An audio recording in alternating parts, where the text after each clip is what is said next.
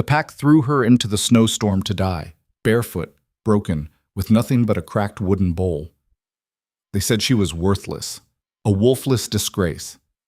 But what Eira found in that cursed forest wasn't death. It was something far more dangerous, something that would bring the most powerful alpha in the territory to his knees. This is the story of the outcast who became unstoppable. Stay until the end to see how one impossible choice shattered everything. Drop a like if you're ready for a story of survival, power, and redemption, and tell us in the comments where you're watching from. The wind howled like a living thing, tearing through the trees with claws made of ice. Eira stumbled forward, her bare feet carving crimson prints into the fresh snow. Each step was agony. Each breath burned her lungs like swallowing broken glass. Behind her, the walls of Drake territory rose dark and impenetrable against the storm, a fortress of stone and strength that had just cast her out like refuse. Wolfless. The words still rang in her ears, sharper than any blade. She clutched the cracked wooden bowl against her chest, the only thing she'd been allowed to take. Her mother's bowl, the one she'd eaten from as a child, before the sickness took her mother, before the pack's patience ran out, before everything fell apart. "Move faster, outcast!" The guard's voice cut through the wind behind her. "You're banished to the frontier forest. If you stop, if you turn back, you die where you stand."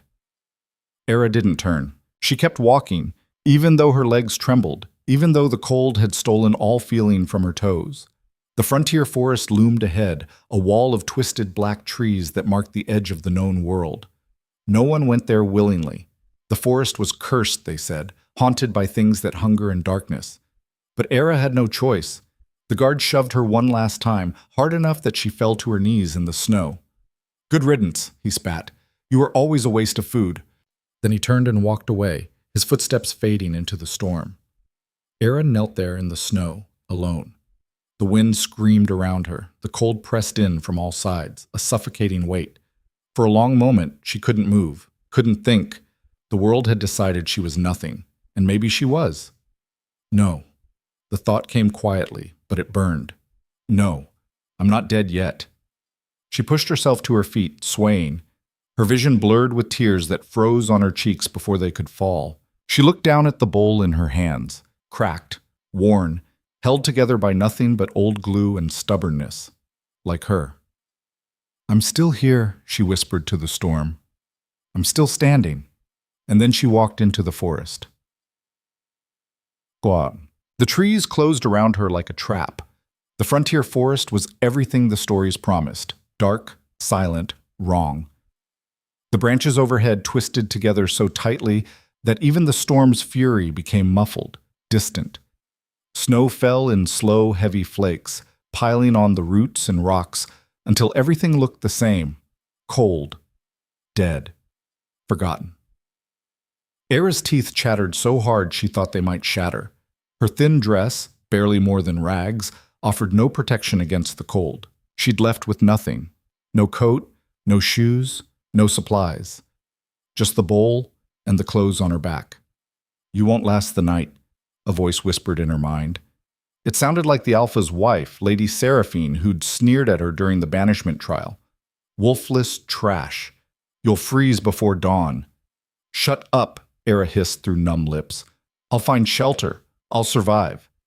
But as the hours dragged on, that confidence began to crack. She stumbled through the snow, searching desperately for anything: a cave, an overhang, even a hollow tree. But the forest offered nothing, just endless darkness and cold. Her body began to shut down, her fingers turned blue, her legs barely obeyed her commands. "This is it," she thought distantly. "This is where I die." Then she saw it, a cabin. It appeared through the snow like a ghost, a small, sagging structure made of rotting wood in desperation. Half the roof had caved in. The door hung crooked on broken hinges. But it was shelter.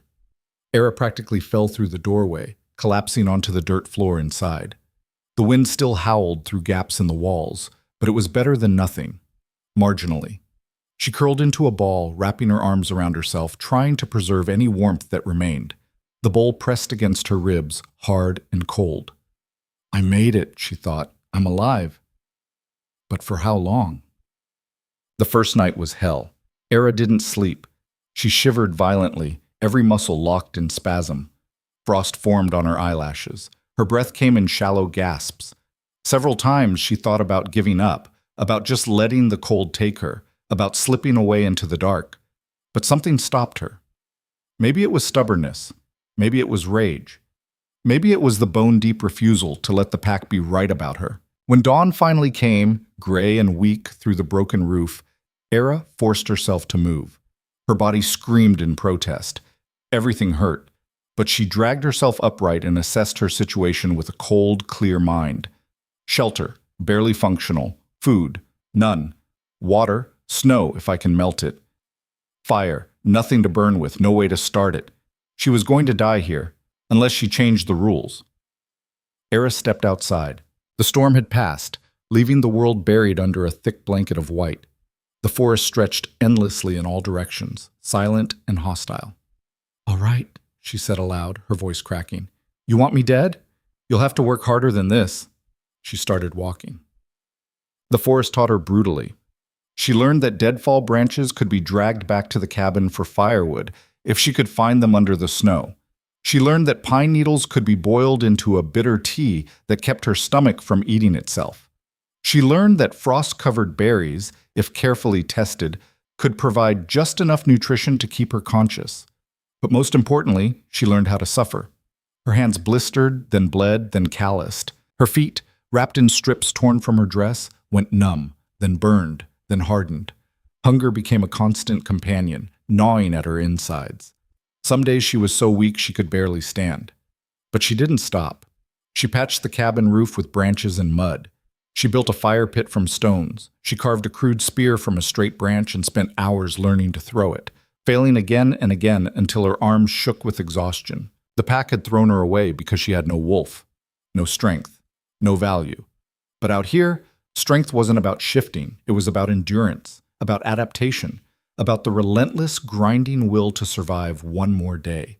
And Eira had that in abundance. 3 weeks into her exile, something changed. Eira was checking her makeshift traps, pitiful things made of bent branches and frozen sinew, when she heard it. A sound. Soft. Pained. Wrong. She froze, her spear gripped tight, listening. There it was again, a whimper, high and desperate. Every instinct screamed at her to run. The frontier forest was full of things that killed. But something pulled her forward, curiosity stronger than fear. She found the source in a small clearing, a wolf pup. It lay in the snow, barely moving, its black fur matted with ice and blood. One of its legs twisted at an unnatural angle. Its breathing came in shallow, ragged gasps. Eira stared. The pup was dying. That much was obvious. Whatever had attacked it, a bear maybe, or another predator, had done catastrophic damage. The kindest thing would be to end its suffering quickly. Her hand tightened on the spear, but then the pup's eyes opened. They were gold, bright, burning gold, even in the midst of death, and they looked at her with something that wasn't fear or hatred. Hope. "Damn it," Eira whispered. She dropped the spear and knelt beside the pup, her hands already moving. She didn't know what she was doing. She'd never healed anything before, but she couldn't just walk away. The pup was small enough to carry. She scooped it up as gently as she could, feeling the rapid flutter of its heartbeat against her palm. It whimpered again, a sound that cut straight through her. "I've got you," she murmured. "I've got you." She ran back to the cabin. But the next week tested everything she'd learned. The pup, she named him Ash for his dark fur, was on the edge of death. His leg was broken badly, possibly beyond saving. He wouldn't eat. His fever burned so hot she thought he might cook from the inside out. But Eira refused to let him die. She splintered his leg with sticks and strips of cloth. She forced water past his lips drop by drop. She hunted desperately, finally managing to spear a scrawny rabbit and chewed the meat herself before feeding it to Ash, pre-digested protein he could actually absorb. It was disgusting, humiliating, desperate, and it worked. On the 8th day, Ash lifted his head and licked her hand. Eira burst into tears. She'd been alone for so long, hungry and cold and forgotten, and now this small, broken creature looked at her like she mattered, like she was worth something. "You're going to make it," she whispered, scratching behind his ears. We both are. Pet. Ash recovered slowly, but he recovered. His leg healed crooked, leaving him with a permanent limp. But it didn't slow him down much. Within 2 weeks, he was moving around the cabin, exploring with puppyish curiosity. Within a month, he was following Eira on her foraging trips, learning the forest alongside her. And he grew. Fast. Too fast. By the second month, Ash was the size of a full-grown wolf. His muscles rippled under his black fur. His golden eyes tracked movement with predatory precision. When he stood beside Eira, his shoulder reached her hip. It wasn't natural. But Eira didn't care.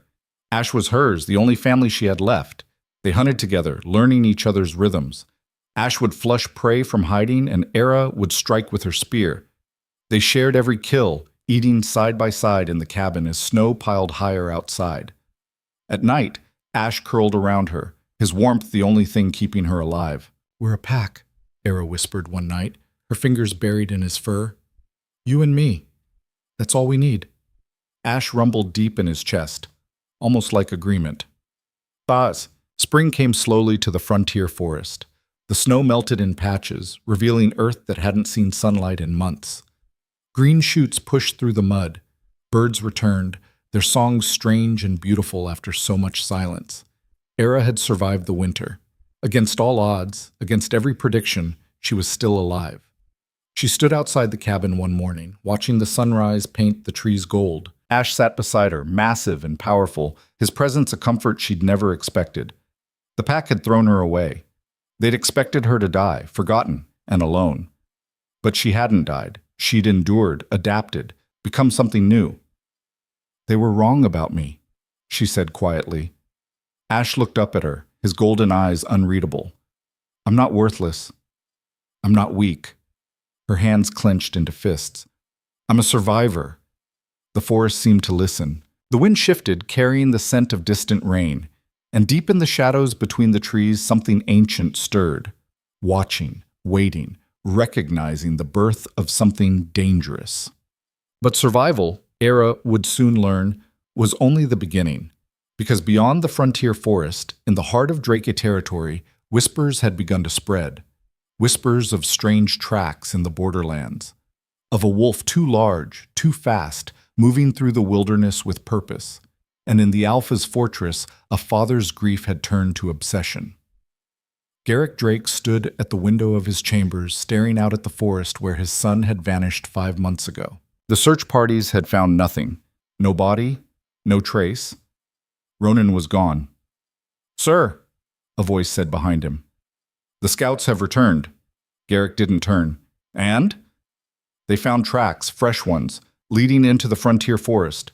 Garrick's jaw tightened. Assemble a hunting party. We leave at dawn. But sir, the frontier... I said assemble a party. Garrick's voice dropped to a growl. My son is out there, and I will bring him home. In the cabin, miles away, Eira woke to Ash growling low in his throat. What is it? She whispered. Ash stood rigid, staring at the door, hackles raised. And for the first time in months, Eira felt it. Fear. Something was coming. Ash's growl deepened, vibrating through the floorboards of the cabin. Eira's hand went to the hunting knife at her belt.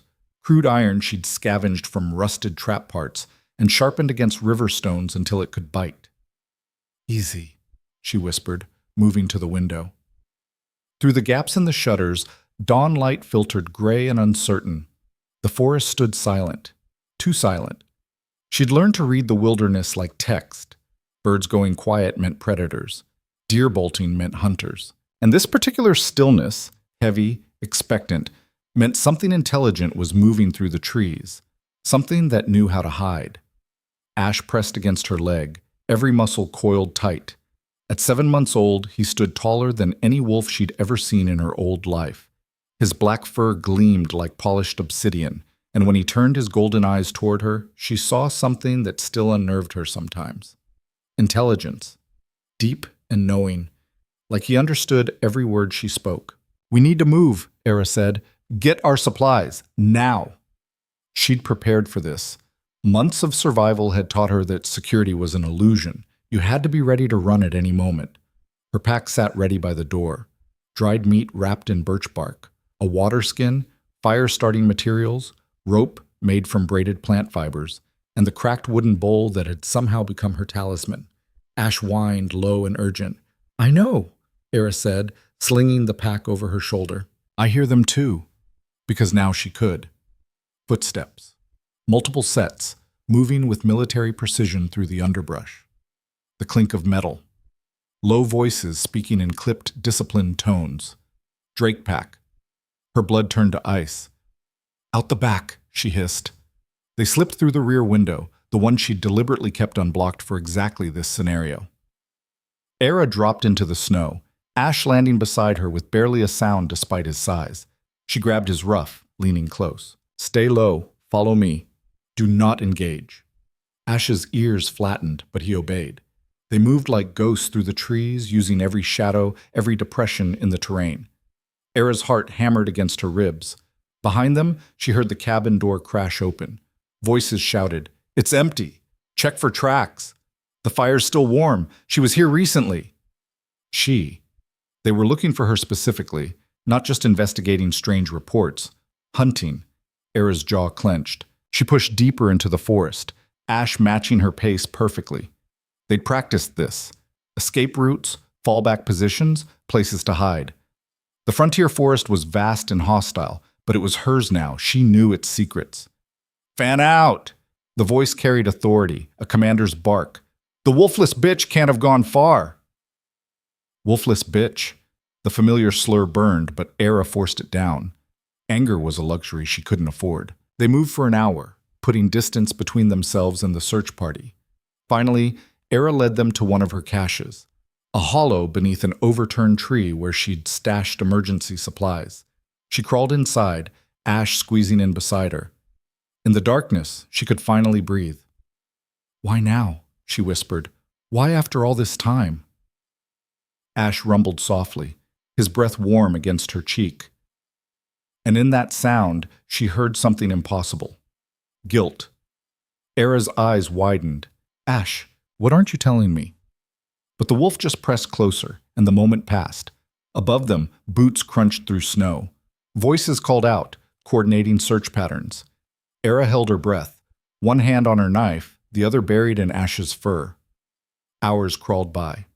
Finally, mercifully, the sounds faded. Eira waited until full dark before emerging.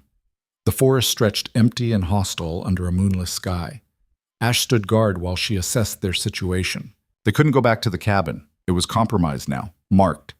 And the Drake pack wasn't known for giving up easily. If they'd sent a search party this far into the frontier, they had a reason. "We go deeper," Eira decided, past the deadfall zones, into the old growth. Somewhere they won't follow. Ash looked at her, those golden eyes catching starlight. "I know it's dangerous," she said, "but what choice do we have?" They traveled through the night. The deeper forest was everything the stories warned about. Trees grew so massive that 10 men couldn't link hands around their trunks. The canopy blocked out the sky entirely, leaving the ground in perpetual twilight. Strange sounds echoed through the darkness. Not quite animal, not quite wind. Eira had never ventured this far before. Fear prickled along her spine with every step. But Ash moved forward with confidence, like he belonged here. By dawn, they'd reached a place that felt different. The air hummed with something Eira couldn't name. The trees here bore scars, claw marks that climbed 30 feet up the bark, too large to be from any normal predator. "What made those?" Eira breathed. Ash's only response was to keep walking, leading her to a small clearing where a stream burbled over smooth stones. The water ran crystal clear, and the ground was covered in soft moss instead of snow. It was beautiful, impossible, and completely isolated. "This will work," Eira said. "For now." They made camp. Eira had gotten good at this, stringing up a shelter tarp, starting a fire, setting basic perimeter alarms. Ash disappeared into the trees and returned an hour later dragging a deer nearly as large as he was. Eira stared. "How did you—" But Ash just dropped the kill at her feet and sat, looking absurdly pleased with himself. "Show off," Eira muttered, but she was smiling. They ate well that night. Eira cooked the meat slowly over the fire, savoring the rich protein after weeks of lean rations. Ash gnawed on a leg bone, his massive jaws cracking it like kindling. In the firelight, Eira studied him. He'd grown again. His shoulders were broader, his muscles more defined. And there was something in the way he moved now, controlled power, like a blade being slowly unsheathed. "What are you?" she asked quietly. Ash paused, bone forgotten, and looked at her with those impossibly intelligent eyes. For a long moment, they simply stared at each other. Eira felt something pass between them. Understanding, recognition, a question she didn't know how to ask, and an answer he couldn't give. Then Ash went back to his bone, and the moment shattered. Eira shook her head. "I'm losing my mind out here." But deep down, she knew better. The next weeks fell into a new rhythm. Eira fortified their camp, building a more permanent shelter against a massive oak tree. She set trap lines and learned the patterns of prey in this deeper forest. Ash hunted with devastating efficiency, bringing back kills that kept them fed and provided furs for warmth. Together, they were thriving. But the Drake pack didn't give up. Eira saw signs of their continued search. Broken branches where scouts had passed, the ashes of distant campfires, once even a tracking marker carved into a tree trunk. They were methodical, professional, spreading their net wider with each sweep. "They really want me dead," Eira said one evening, studying a fresh set of boot prints she'd found near the stream. Ash growled, deep and threatening. "Or maybe—" Eira frowned. "Maybe it's not about me at all." She looked at Ash. Really looked at him. He'd grown to monstrous size now, larger than any natural wolf had a right to be. His intelligence was undeniable, and the way he sometimes moved with calculated precision instead of animal instinct. "They're looking for you," she whispered. "Aren't they?" Ash's ears flattened. He turned away, but not before Eira saw something flash in his eyes. Confirmation. "Who are you?" Eira demanded. "Really?" But Ash just walked to the edge of camp and sat, staring out into the darkness. Eira wanted to push, to demand answers, but something stopped her. Maybe it was respect for his privacy. Maybe it was fear of what she'd learn, or maybe she already knew deep down and wasn't ready to face it. Spring deepened into summer. The forest exploded with life. Flowers blooming in impossible colors, berries ripening on laden bushes, streams running fat with snowmelt.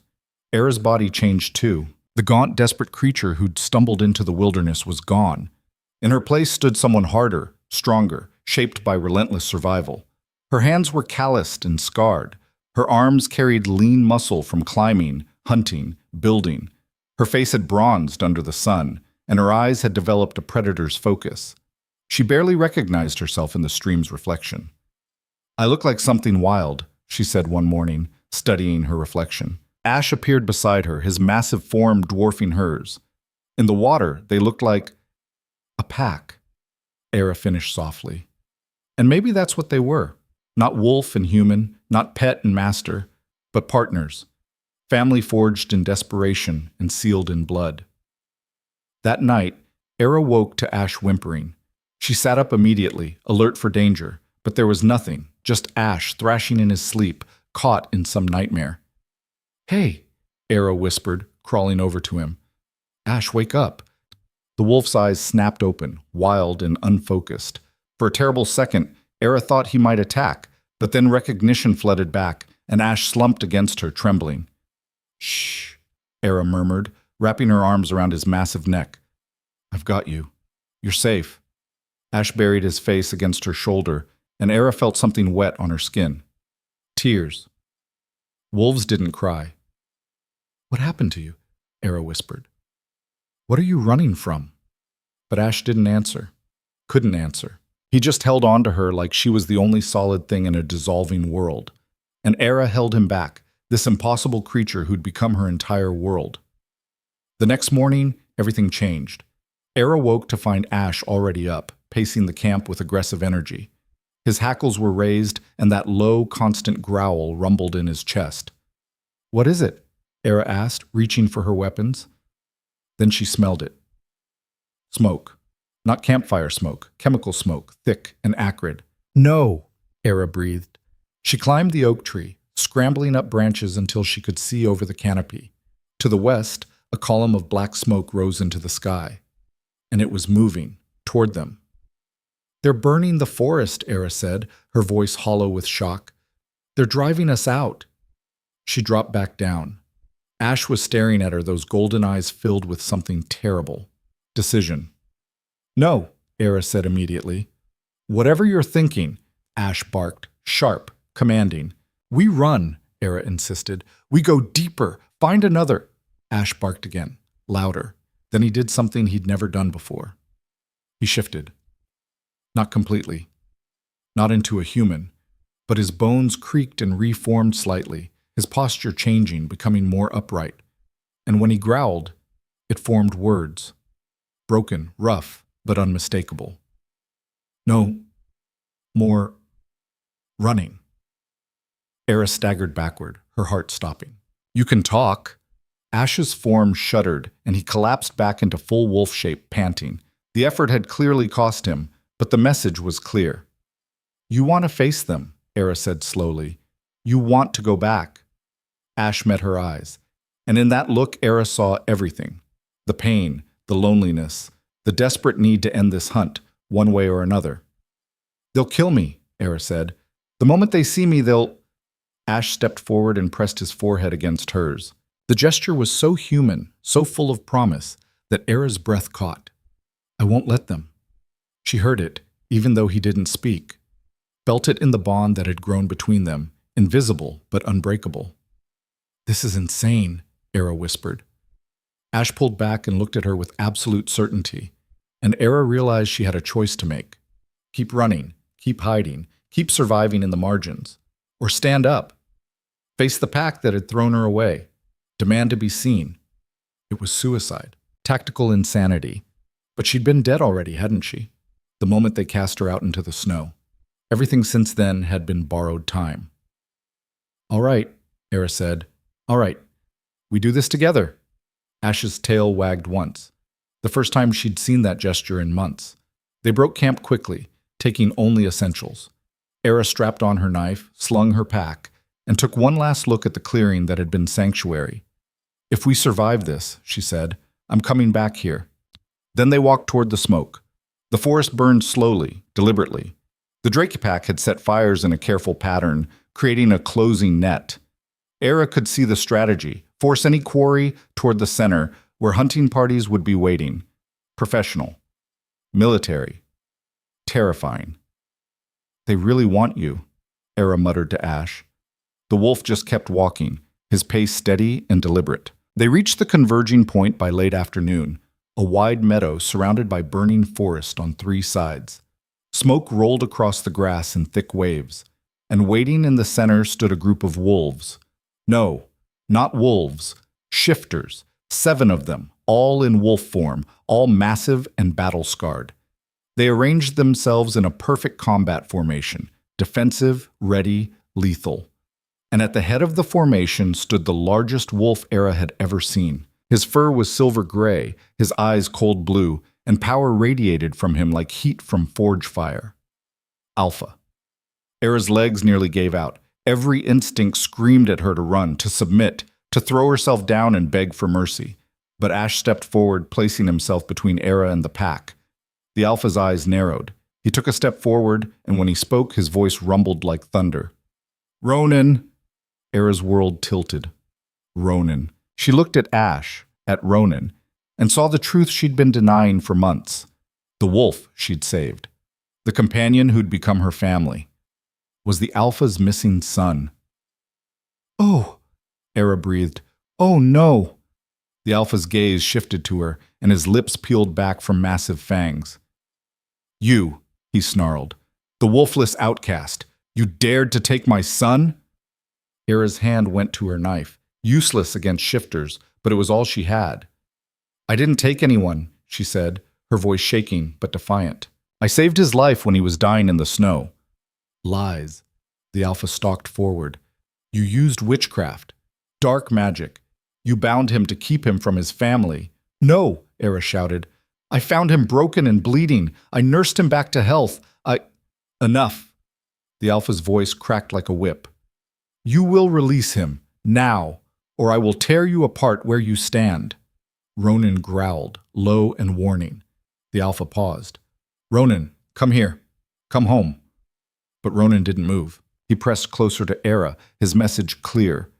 The alpha's expression twisted, confusion, anger, hurt. Son, what has she done to you?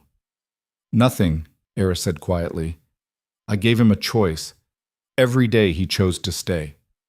A wolfless outcast has no right to make such claims. Maybe not, Eira said, but I'm making them anyway. The other wolves shifted restlessly. One of them, a scarred female, spoke up. Alpha Garrick, perhaps we should— Silence, Garrick snapped. Then to Eira, you have 3 seconds to step away from my son. 1. Eira didn't move. 2. Ronan's growl deepened, his body tensing to spring. 3. Garrick lunged, but Ronan was faster. He erupted forward, meeting his father mid-leap.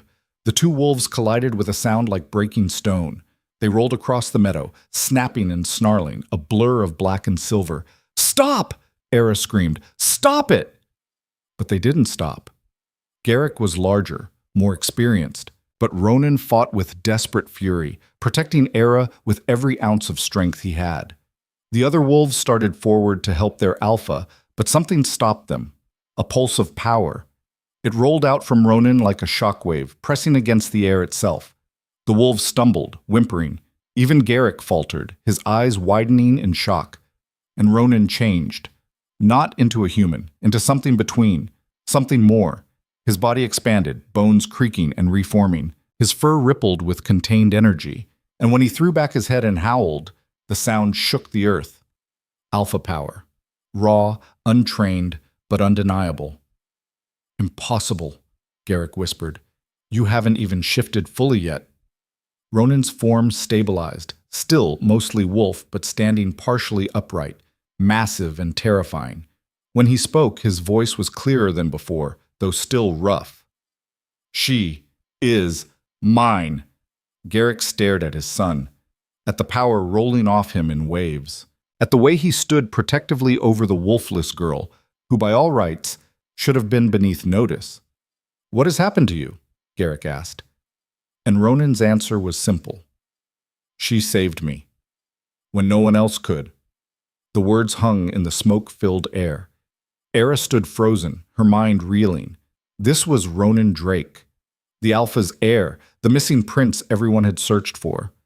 And he was claiming her, protecting her, against his own father. Garrick's expression cycled through a dozen emotions. Shock, anger, confusion, and finally something that looked almost like pain. We searched for you, he said quietly. For months. We thought you were dead. I nearly was, Ronan said. His form shimmered, struggling to maintain the partial shift. Ambush, rogues. They left me bleeding in the snow. And she found you. Yes. Garrick looked at Eira, really looked at her, for the first time. Not as an outcast or a nuisance, as the person who'd done what his entire pack had failed to do, save his son's life. I don't understand, Garrick said. You have no wolf, no power. How did you— I didn't need power, Eira interrupted. I just needed to care whether he lived or died. The words hit like stones. Garrick flinched. Behind him, the other wolves shifted uncomfortably. Because the implication was clear, they hadn't cared enough. They'd given up. Moved on. And a wolfless outcast had succeeded where they'd all failed. This changes nothing, Garrick said, but his voice lacked conviction. You're still banished, still— Then I stay banished, Eira said, and Ronan stays with me. No. Garrick's voice hardened. He's coming home. He's the heir. He has responsibilities. He has a choice, Eira countered. Ronan's form shuddered again. The partial shift was taking a toll. But he didn't back down, didn't retreat. Instead, he pressed closer to Eira and spoke 3 words that shattered everything. She's my pack. Silence crashed down. A shifter claiming pack bond with a human, with a wolfless outcast. It was heresy. Impossible. Against every law and tradition. And it was absolute truth. Garrick stared at his son, and Eira saw something break behind his eyes. Pride, authority. The certainty that came from a lifetime of unquestioned power, all of it crumbling in the face of his son's unwavering conviction. Ronan, Garrick said softly. Please, come home. But Ronan just looked at Eira, those golden eyes full of question, and Eira realized the choice was hers. Send him back to his family, his responsibilities, his proper place, or let him choose her, knowing it would tear his world apart. I can't make this decision for you, Eira whispered. Ronan's response was to lean against her, his massive weight a comfort and a promise. Already chose. Months ago. Eira's hand found his fur, and she looked at Garrick with all the strength she'd built in her months of survival. He stays, she said. If that's what he wants, he stays. Garrick's jaw clenched, his eyes burned. For one terrible moment, Eira thought he might attack anyway. But then the Alpha did something she never expected. He looked away first. This isn't over, he said quietly. We will discuss this, properly, but not here, not like this. He stepped back and his pack followed suit. 1 week, Garrick said. I'll return in 1 week. We'll talk. No fire, no fighting, just talk. Then, without waiting for a response, he shifted fully and vanished into the trees. His pack followed, shadows melting into smoke. Eira stood in the empty meadow, trembling with adrenaline crash. Ronan's form finally gave out, and he collapsed back into full wolf shape, panting. Are you okay? Eira asked, dropping to her knees beside him. Ronan managed a tired wag of his tail. You idiot, Eira said, but she was crying now. You amazing, ridiculous idiot. She wrapped her arms around him, and they stayed that way as the fires burned low and the sun set blood red through the smoke. 1 week. In 1 week the Alpha would return, and Eira had no idea what would happen when he did. But for now, they were alive, together, and that would have to be enough. The week that followed felt like standing on the edge of a blade. Eira and Ronan returned to their clearing in the deep forest, but the sanctuary had been shattered. Every shadow held potential threat. Every sound could be scouts. The peace they'd built together felt fragile now, exposed to forces neither of them could fully control. Ronan recovered slowly from the partial shift. For 2 days he could barely move, his body racked with tremors as it tried to stabilize. Eira stayed by his side, forcing water past his lips, keeping him warm, whispering reassurances she didn't quite believe herself. You shouldn't have done that, she said on the second night, stroking his fur. You weren't ready for that kind of power. Ronan opened one golden eye and looked at her with an expression that was purely human despite his wolf form. The message was clear. Worth it. Stubborn, Eira muttered, but her hand didn't stop moving through his fur. By the 3rd day, Ronan could stand again. By the 4th, he was moving through the forest with his usual predatory grace, though Eira caught him wincing when he thought she wasn't looking. They didn't talk about what was coming. What could they say? The Alpha would return. Demands would be made, and Eira had no leverage, no power, nothing but the bond she shared with a wolf who was supposed to be untouchable. On the 5th day, Ronan disappeared into the forest at dawn and didn't return until sunset. When he came back, he was carrying something in his jaws, a leather satchel, weathered and worn. Eira stared. Where did you get that? Ronan dropped it at her feet and shifted partially, just enough to speak, though the words came rough and strained. Cash. Hidden. Before the attack. You remembered where you hid supplies? Eira asked, impressed despite herself. Ronan's form shimmered, and he dropped back to full wolf, panting from the effort. But he nudged the satchel toward her with his nose. Inside, Eira found clothes. Not rags, but actual clothing. A heavy wool tunic, leather pants, boots that looked like they might actually fit. There was also a cloak, lined with fur, and a small pouch of silver coins. Ronan, Eira breathed, I can't take these. These are yours. But Ronan just stared at her with those knowing eyes until she understood. He wanted her to look like more than an outcast when his father returned. Wanted her to have some dignity, some appearance of worth. Thank you, Eira whispered. That night, she bathed in the stream for the first time in weeks, scrubbing away months of accumulated grime. She washed her hair with soap made from animal fat and wood ash, crude but effective. Then she dressed in Ronan's clothes, which fit surprisingly well, and looked at her reflection in the water. The woman staring back was a stranger. Strong. weathered. Her eyes held the kind of hardness that came from surviving the unsurvivable. She looked like someone who deserved to be seen. On the 6th day they prepared. Ronan hunted, bringing back a massive elk that he dressed with unusual care. Eira gathered wild herbs and mushrooms, preparing a meal that was almost civilized. They worked in practice synchronization, moving around each other like dancers who'd learned each other's rhythms through necessity. "Do you think he'll try to take you by force?" Eira asked as she turned meat over the fire. Ronan was quiet for a long moment. Then he shifted partially, the change coming easier now with practice. "Maybe," he said, his voice rough but clearer than before. "Father is proud, stubborn." "Wonder where you get it from," Eira said dryly. Ronan's lips pulled back in what might have been a smile. Then his expression grew serious. "Eira, if things go wrong, if he tries—" "I'm not running," Eira interrupted. "Not anymore. You could die." "I was supposed to die 6 months ago," Eira said. "Everything since then has been borrowed time. I'm not afraid of your father." It was a lie, but it was the kind of lie that mattered. Ronan studied her with those impossibly intelligent eyes. Then he leaned forward and pressed his forehead against hers in that gesture that had become theirs. Acknowledgement, promise, pact. "Together," he said. "Together," Eira agreed. The 7th day dawned gray and cold, with fog rolling through the trees like the breath of sleeping giants. They came at noon. Eira heard them first, the sound of multiple bodies moving through the forest with purpose. She and Ronan stood in the center of their clearing, side by side, waiting. Alpha Garrick Drakey emerged from the tree line first, in human form this time.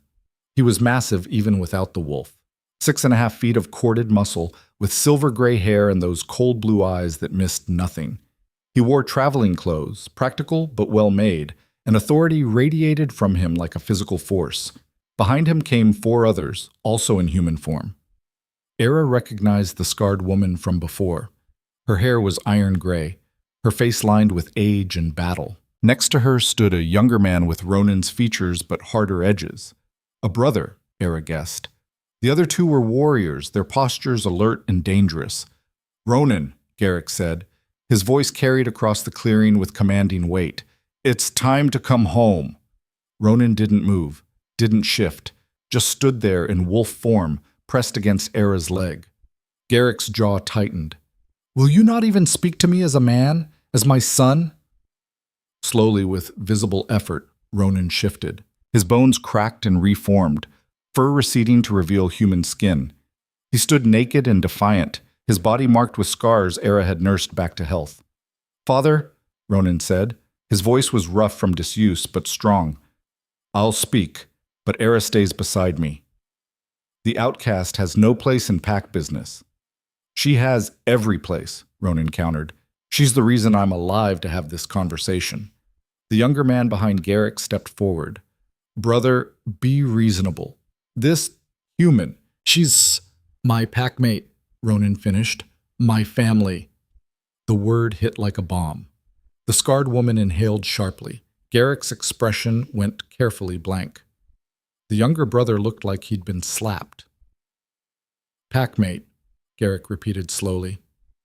"You claim pack bond with a human. A wolfless human. Yes, that's not possible. And yet here we are." Eira could feel the tension crackling in the air like lightning about to strike. She wanted to speak, to defend herself, but something told her this moment belonged to Ronan, to the choice he was making in front of witnesses who would carry the story back to the entire pack. Garrick's control cracked slightly. "Do you understand what you're saying? What you're throwing away?" "I understand perfectly," Ronan said. "You taught me that pack is everything, that loyalty, trust, and bond matter more than blood. Well, I found my pack. I found the one person who didn't give up on me when I was broken and dying." "We searched for you," the younger brother shouted. "For months, You searched in the wrong places," Ronan said quietly. "You searched where it was safe, where it was comfortable. You never thought to look in the frontier forest because you'd already decided I was dead. Easier to mourn than to risk yourselves." The accusation hung heavy. The scarred woman spoke for the first time, her voice weathered but kind. Ronan, I'm Vera, your father's second. I understand you've formed an attachment to this girl, but surely you see that she can't what? Eira interrupted, her voice sharp. Can't be trusted? Can't be worthy? Can't be packed because I was born without a wolf? Vera's expression softened. Child, it's not about worth. It's about what's possible. Humans and shifters don't bond. It's simply not how the world works. Then the world is wrong, Eira said flatly. Garrick laughed, a harsh, bitter sound. The arrogance. You stand there, a girl who was cast out for good reason, and declare the world wrong? I was cast out because I was inconvenient, Eira shot back, because I reminded everyone that sometimes nature doesn't follow the rules, that sometimes strength comes from places you don't expect. You have no strength, Garrick said. You're human, fragile, temporary. I survived 6 months in the frontier forest, Eira said. Alone, in winter. How many of your wolves could say the same? The younger brother bristled. You had help. You had Ronan. I had Ronan when he was a dying pup, Eira corrected. I kept him alive, not the other way around. I hunted. I built shelter. I learned to thrive in a place that was supposed to kill me. All without a wolf. Without power. Without anything but will. She stepped forward, and to her satisfaction, Garrick's warriors tensed. You want to talk about strength? Eira continued. Fine. I'll show you strength. I'll challenge any one of your wolves to survive what I survived. Give them the same conditions. No pack, no support, nothing but what they can carry. See how long they last. That's not, Vera started. Fair? Eira finished. No, it's not. Just like it wasn't fair to throw me out to die. But I'm still here, and I'm still standing. So maybe, just maybe, you're wrong about what makes someone worth saving. Silence crashed down. Garrick stared at her with an expression that cycled between anger, confusion, and something that might have been grudging respect. You speak well for an outcast, he said finally. I learned from the best teacher, Eira said. Desperation. Ronan moved slightly, placing himself even more deliberately between Eira and his father. She stays with me, he said. That's not negotiable. Everything is negotiable, Garrick countered. You're the heir. You have duties, responsibilities. I have a pack, Ronan interrupted. Right here. That's my responsibility. The younger brother exploded. This is insane. Marcus, tell him. He can't just abandon us for some pet. Ronan moved so fast, Eira barely saw it. One moment he was standing still. The next, he had his brother by the throat, lifted off the ground, eyes blazing gold with barely contained fury. Say that again, Ronan snarled. Call her that one more time. Ronan, Garrick's voice cracked like a whip. Release your brother, now. For a terrible moment, Eira thought Ronan might not comply. His muscles were locked, trembling with rage. His brother, Marcus, clawed uselessly at Ronan's grip, his face turning purple. Ronan, Eira said softly. Let him go. Ronan's eyes flicked to her. Some of the fury drained away.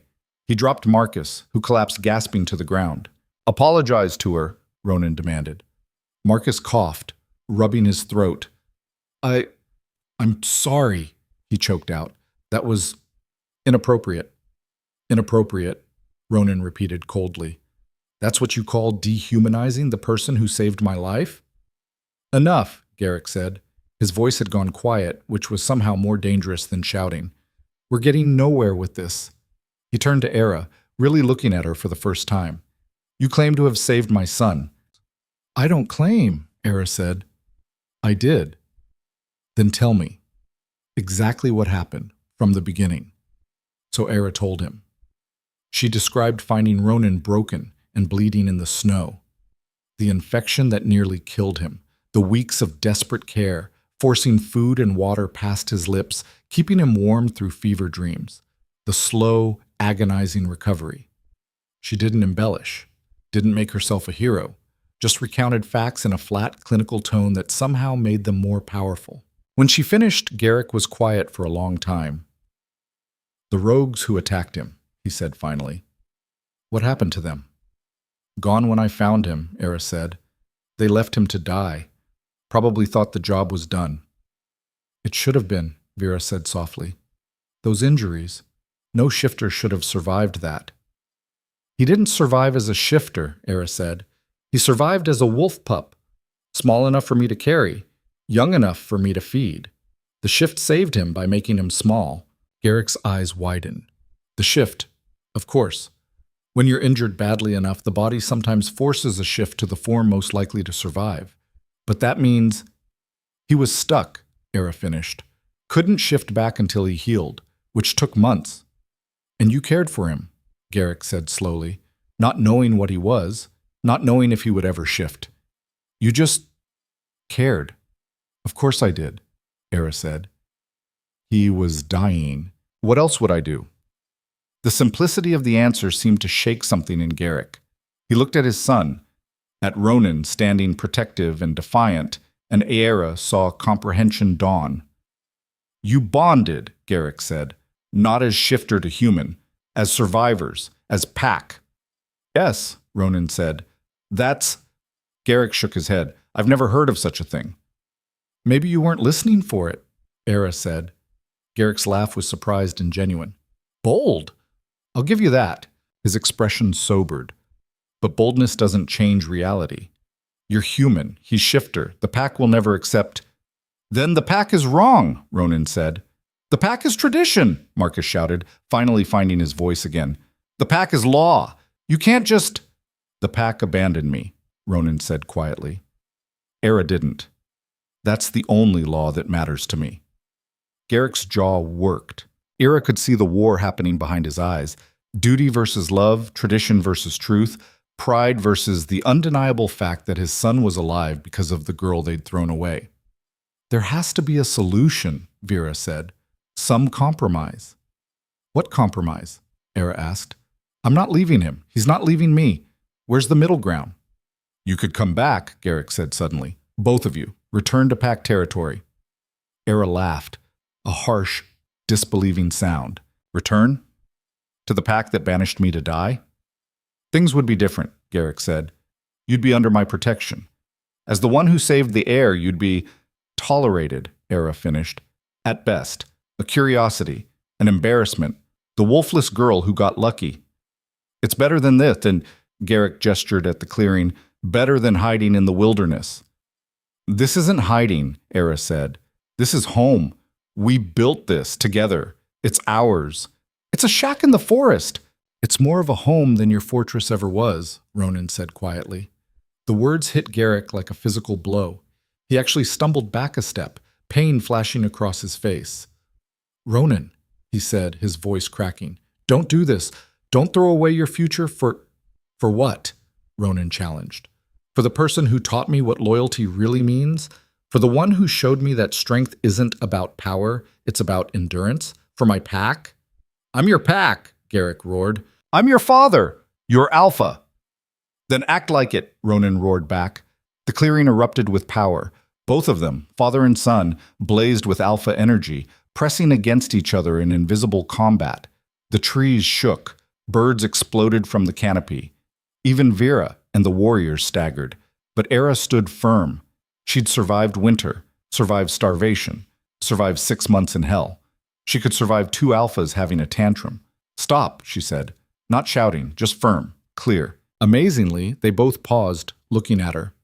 This isn't about power, Eira said. This isn't about who's strongest or who's alpha. This is about whether you can accept that your son found something you didn't give him. Whether you can admit that maybe, just maybe, the wolfless girl you threw away is worth more than you thought. Garrick's power flickered, wavering. I'm not asking to be alpha, Eira continued. I'm not asking to lead. I'm asking to be seen, to be acknowledged, to have the basic dignity of being considered a person who matters. She stepped forward, looking Garrick directly in the eyes, something no Omega should ever do to an alpha. You want your son back? Eira said. Then accept the cost. Accept me, not as a pet or a curiosity or an embarrassment, as pack, as family, as someone who earned her place through blood and pain and survival. The pack will never... Then change the pack, Eira interrupted. You're the alpha. Make them see. Or admit that you care more about tradition than your own son. It was a gamble. A massive, terrifying gamble that could end with her ripped apart. But Eira was done playing small. Garrick stared at her. The silence stretched impossibly long. Then, slowly, something in his expression cracked. "You're right," he said quietly. Everyone froze. "What?"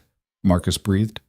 Garrick looked at his youngest son, at Ronan standing defiant and changed, and Eira saw the exact moment his pride shattered.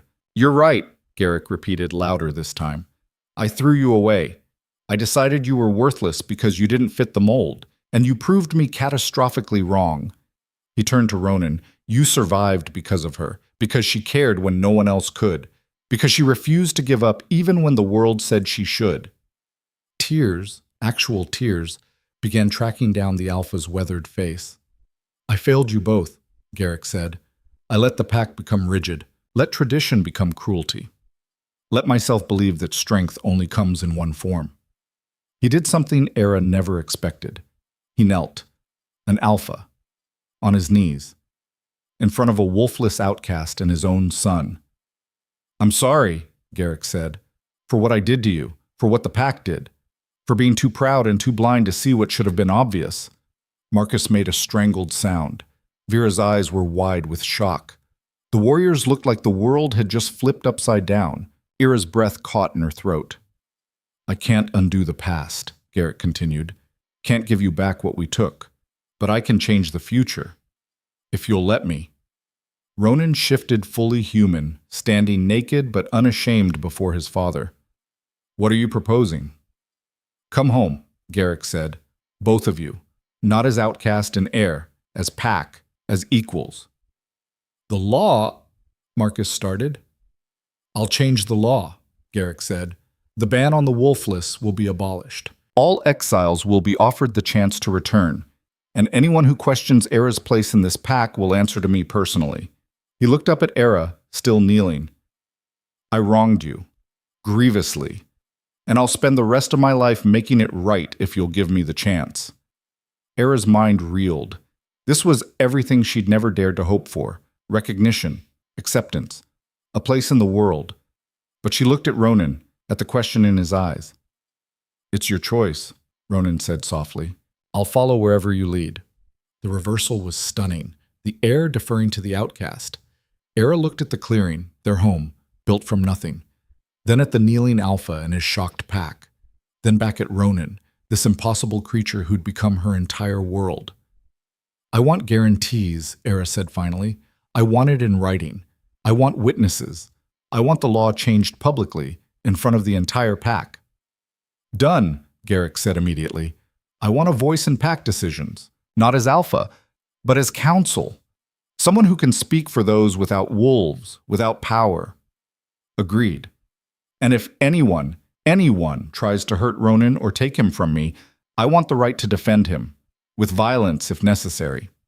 Garrick actually smiled. "You already have that right. It's called pack law. You protect your own." Eira took a shaky breath. Then yes, we'll come home." Ronan's hand found hers squeezing tight. Garrick stood, his eyes still wet, but his expression transforming into something fierce and proud. "Then let it be known. Eira Voss is pack, under my protection, under pack law, and any who challenge this challenge me." He turned to his warriors. "Spread the word. We're bringing them both home." Marcus looked like he wanted to protest, but Vera put a hand on his shoulder. "Let it go," she said quietly. "This is bigger than pride." The warriors shifted, uncomfortable but obedient. They would follow their Alpha's command even if they didn't understand it. Garrick approached Eira, moving slowly, carefully. "May I?" he asked, gesturing toward her. Eira nodded, not sure what to expect. The Alpha reached out and placed his hand on her head, a gesture of blessing, of acceptance, of pack. "Welcome home," he said softly. "Welcome home, daughter." The word broke something in Eira. Daughter. She'd been an orphan since her mother died, alone since the pack cast her out. But now... "Thank you," she whispered. Ronan pulled her close, and she felt his relief shuddering through him. They'd won. Against impossible odds, against tradition and power and the weight of the world, they'd won. But as Eira looked around at the faces of Garrick's party, at Marcus's resentment, at the warrior's doubt, at even Vera's cautious uncertainty. She knew the real battle was just beginning. Acceptance from an alpha was one thing. Acceptance from an entire pack was another entirely. "When do we leave?" Ronan asked. "Tomorrow," Garrick said. "Give you time to gather your things. Say goodbye to this place." Eira looked at their clearing, at the shelter they'd built, the fire pit they'd dug, the traps and tools and tiny markers of the life they'd carved from nothing. "This will always be here," Ronan said quietly. "When we need it." And Eira understood. It wasn't just a camp, it was proof, evidence that they could survive anything. That night, they sat by the fire one last time. Garrick's party made camp at a respectful distance, giving them privacy. "Are you scared?" Eira asked. "Terrified," Ronan admitted. He'd stayed in human form, more comfortable with words now. "The pack, they're not like my father. They won't just accept this because he orders it." "Then we'll make them accept it," Eira said. Ronan smiled. "There's my warrior." They sat in comfortable silence, watching stars appear through breaks in the canopy. "Things are going to change," Eira said. "They already have. I mean for you. You'll be the heir again. All those responsibilities. I'll handle them," Ronan said. "With you beside me." Eira leaned against him, feeling the warmth of his skin, the steady beat of his heart. "Together," she said. "Always." But as sleep claimed her, Eira couldn't shake the feeling that they were walking into something more dangerous than the wilderness had ever been. Politics. Power. The weight of expectations and tradition. The frontier forest had tried to kill her with cold and hunger. The pack might try to kill her with something far more insidious. Judgment. The next morning, they broke camp in silence. Eira packed her meager possessions, the cracked bowl, some tools, the clothes Ronan had given her. Ronan shifted to wolf form, more comfortable traveling that way. Garrick's party waited at the edge of the clearing, looking rested and ready. "It's time," Garrick said. Eira took one last look at the clearing, at the home they'd built from nothing. Then she turned her back on it and walked toward an uncertain future. The journey back to pack territory took 2 days. They traveled in tense silence, the warriors flanking them like guards or captors. Marcus stayed as far from Eira as possible, his resentment palpable. Vera tried to make conversation, but it felt forced, awkward. Only Garrick treated her normally, asking about her survival techniques, seeming genuinely interested in how she'd managed.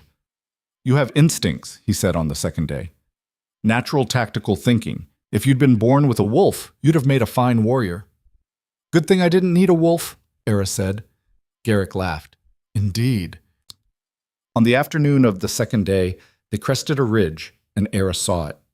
Drake territory. The fortress rose like a mountain of stone and wood, surrounded by hundreds of smaller buildings. Smoke rose from countless chimneys. People, shifters, moved through streets and pathways like ants in a colony. It was massive, overwhelming, powerful, and every single one of them would know what she was. Wolfless, outcast, outsider. "Steady," Ronan said, his voice rough in partial shift form. "I'm here." Eira squared her shoulders. "Let's go meet my new family." They descended the ridge, and waiting at the gates, hundreds of them, maybe thousands, the pack had gathered. News traveled fast. Every face turned toward them as they approached. Eira felt the weight of countless stares, heard the whispers rippling through the crowd. "That's her? The wolfless one? She doesn't look like much. How did she survive?"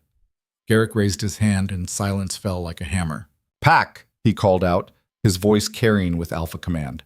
"I present Eira, survivor of the frontier forest, savior of my son, and as of today, pack." The silence that followed was absolute. Then someone laughed, a harsh, mocking sound. "Pack?" A woman stepped forward, older, scarred, her eyes hard. "Alpha, you can't be serious. She's human. Wolfless. She doesn't belong—" "She belongs where I say she belongs," Garrick said, his voice dropping to a growl. "Or do you challenge my authority?" The woman paled but held her ground. "I challenge the wisdom of breaking tradition for one girl." Others murmured agreement. Garrick's expression hardened. "Then let me tell you about tradition. about the law that says pack protects its own. This woman kept my son alive when every single one of you had given him up for dead. She endured 6 months in the frontier forest, alone, and came out stronger. If that's not worthy of pack, then I don't know what is. She's still human, someone shouted from the crowd. So, Eira said, her voice cutting through the noise. Everyone turned to stare at her. Eira stepped forward, away from Ronan's protective presence, into the center of attention. I'm human, she said clearly. I have no wolf, no power, no special gifts, but I survived what killed stronger shifters. I built a life from nothing. I saved your heir when your entire pack failed. So yes, I'm human, but I'm also standing here. Which is more than can be said for a lot of wolves. The crowd shifted uneasily. You want to reject me? Eira continued. Fine, but do it honestly. Don't hide behind tradition. Say what you really mean, that you're scared. Scared that if someone like me can matter, then maybe power isn't everything. Maybe strength comes in forms you haven't considered. This is ridiculous, the older woman started. Is it? Eira challenged. Your alpha kneels to no one. But he knelt to me. Not because I have power, but because I was right. And that terrifies you. The woman's face flushed with rage. You dare! I dare, Eira said simply. I've dared to survive, to endure, to stand here in front of all of you and demand to be seen. So yes, I dare. Ronan moved to stand beside her, still in partial wolf form, radiating protective fury. And then Garrick did something extraordinary. He stepped up to Eira's other side. She's pack, the alpha said quietly. Anyone who disagrees answers to me. The statement hung in the air like a blade.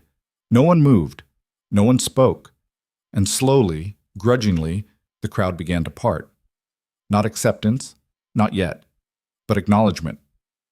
Eira walked through them, Ronan on one side, Garrick on the other, into the heart of pack territory, into a new kind of wilderness, one that might be even more dangerous than the forest had ever been. The room Garrick assigned her was larger than the entire cabin she'd built in the wilderness. Eira stood in the doorway, staring at the stone walls, the actual bed with real linens, the fireplace already crackling with warmth. A window overlooked the pack grounds where hundreds of shifters moved through their evening routines. Luxury, safety. Everything she'd been denied for months. It felt like a cage. You don't have to stay here, Ronan said from behind her. He'd shifted fully human, wearing clothes someone had brought. They fit him perfectly, tailored, expensive, everything an heir should wear. He looked uncomfortable in them. You could stay with me, in my quarters. That would cause problems, Eira said. Everything about you causes problems. Eira turned to find him smiling, a rare expression that transformed his entire face. Is that a compliment? The highest, Ronan said. He crossed the room and took her hands. Are you all right? Really? I don't know, Eira admitted. It's not what I expected. What did you expect? Honest hatred, maybe? Outright rejection, not this polite hostility. Ronan's expression darkened. They're waiting, watching, expecting you to fail. Then I won't fail, Eira said simply. Eira, I survived winter in the frontier forest, Ronan. I think I can handle your pack. But that night, alone in her too large room, Eira wasn't so sure. She lay in the soft bed, staring at the ceiling, and for the first time in months, she felt truly afraid. In the wilderness, the threats had been simple. Cold, hunger, predators, things you could fight or flee from. Here, the threats were invisible, political, social. How did you fight whispers? How did you survive judgment? Sleep came fitfully, filled with dreams of stone walls closing in. The next morning, Vera knocked on her door at dawn. The Alpha wants you to attend morning assembly, the older woman said. Her tone was neutral, carefully so. All pack members are expected. I don't know what that is, Eira admitted. Something flickered in Vera's eyes. Surprise, maybe, or pity. Come, I'll show you. They walked through corridors of stone, past shifters who stopped and stared. Eira kept her head high, refusing to show the anxiety churning in her gut. The great hall was massive, easily large enough to hold 500 people. Already it was half full, with more streaming in. Everyone seemed to know where to go, falling into natural formations based on rank and family. Eira had no idea where she belonged. Here, Vera said, guiding her to a section near the front. Family of the Alpha sits close. Family. The word felt strange on Eira's tongue. Ronan arrived moments later, sliding into place beside her. Morning, he murmured. Is this normal? Eira whispered. Every day? Every day, Ronan confirmed. Pack business, announcements, disputes. It usually takes about an hour. An hour of being stared at. Perfect. Garrick entered with Marcus at his side. The Alpha looked rested, powerful, every inch the leader. He took his position at the front and raised his hand for silence. Pack, he said. As you all know by now, we have new members. Eira Voss and my son Ronan have returned from the frontier forest. Murmurs rippled through the crowd, not welcoming. I know there are questions, Garrick continued. Concerns about tradition, about what this means. So I'm going to be clear. The law banning the wolfless from pack territory is hereby abolished. Any who were exiled under that law are welcome to return. And Eira Voss is under my personal protection as the one who saved my son's life. The murmurs grew louder. A man near the back stood. Alpha, with respect, this sets a dangerous precedent. If we start allowing humans into the pack, we've always had humans in the pack, Garrick interrupted. Mates who haven't shifted yet. Children too young to shift. The elderly who can no longer hold the change. The only difference here is that Eira will never shift. That doesn't make her less pack. But what can she contribute? Another voice called out. She has no strength, no speed, no...